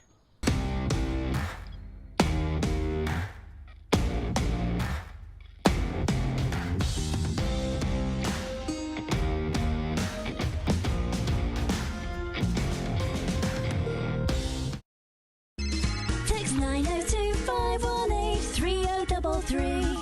902-518-3033. Pick up your phone and text RP, that's Rod Pedersen. Text 902-518-3033. Nestled in the scenic Qu'Appelle Valley, just 20 minutes northwest of Regina, is one of the finest golf courses in all of Saskatchewan, the Deer Valley Golf Club. The clubhouse has a full-service restaurant, and customers can enjoy a casual dining experience with spectacular views of the golf course and valley. A fully stocked golf shop, staffed by PGA of Canada professionals, is equipped to meet all of your golf apparel and equipment needs. Book your tee time, family event, or corporate tournament today at the Deer Valley Golf Club. Call 306-731-1445.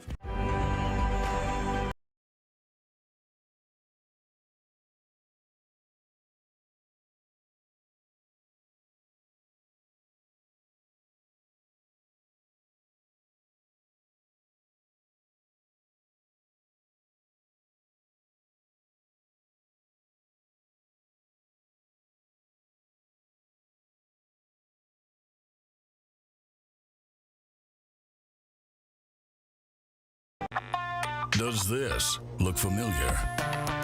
Your fans deserve an incredible arena experience. It's time for an upgrade. Stunning graphics. Revenue opportunities are just the beginning with our in-venue display systems and scoring technology. Let us help you find the best solution for your facility. EDG, always delivering the best fan experience.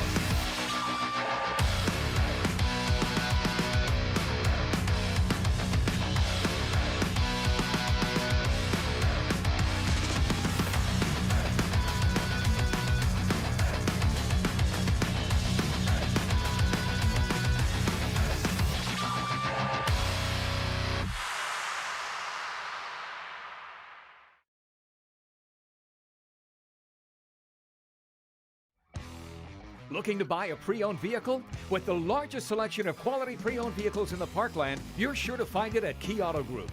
We'll treat you right every time, and it's all just a click away at keyautogroup.ca.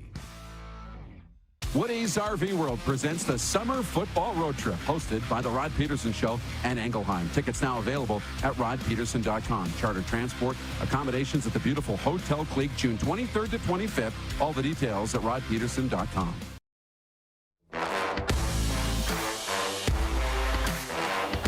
Florida, the home for Game 4 of the NBA's Championship Series tonight, and an off day in the Stanley Cup Playoffs. Look, poll question today was, we'll wrap up a little bit of homework. The poll question is for Key Auto Group. The all-new Sportage remains innovation in motion, an urban SUV designed with all the comforts for your next adventure. Order yours today at YorktonKia.com or by calling 783-2772. It was who will be the next, or who should be the next head coach of the Calgary Flames. Last time we checked, Mitch Love led. Ryan Hauska and Kirk Muller were other options. We found out last night Ryan Hauska now the new front runner to be the head coach of the Calgary Flames. Wow, what a show today. And big news today coming out of sports. Anthony Bass has been designated for assignment by the Blue Jays. It appears that situation is coming to a close, as it should. It's just they're reacting instead of getting out in front of it. Yesterday, didn't seem like this was possible. They were standing by their guy. He was doubling down. It was a really horrible look from the Jays. They're reacting, at least they're getting it right now, and Anthony Bass no longer with the Toronto Blue Jays as of today. Shane Doan was hired by the Toronto Maple Leafs, and maybe this will help keep Austin Matthews in Toronto. Who knows? And we learned a little bit more about the games this weekend. If you missed it all, head back, check out Hour 1 and Hour 2 of the podcast. Big thanks to Arash, Madani, Taylor, Sean Ballantyne, Andy McNamara, and the Silver Fox, Kelly Remple. Rod's back in the big chair on Monday. Enjoy the weekend. Enjoy rest of week 1 in the Canadian Football League. And thanks for watching the show. See you Monday. Who has more fun than us?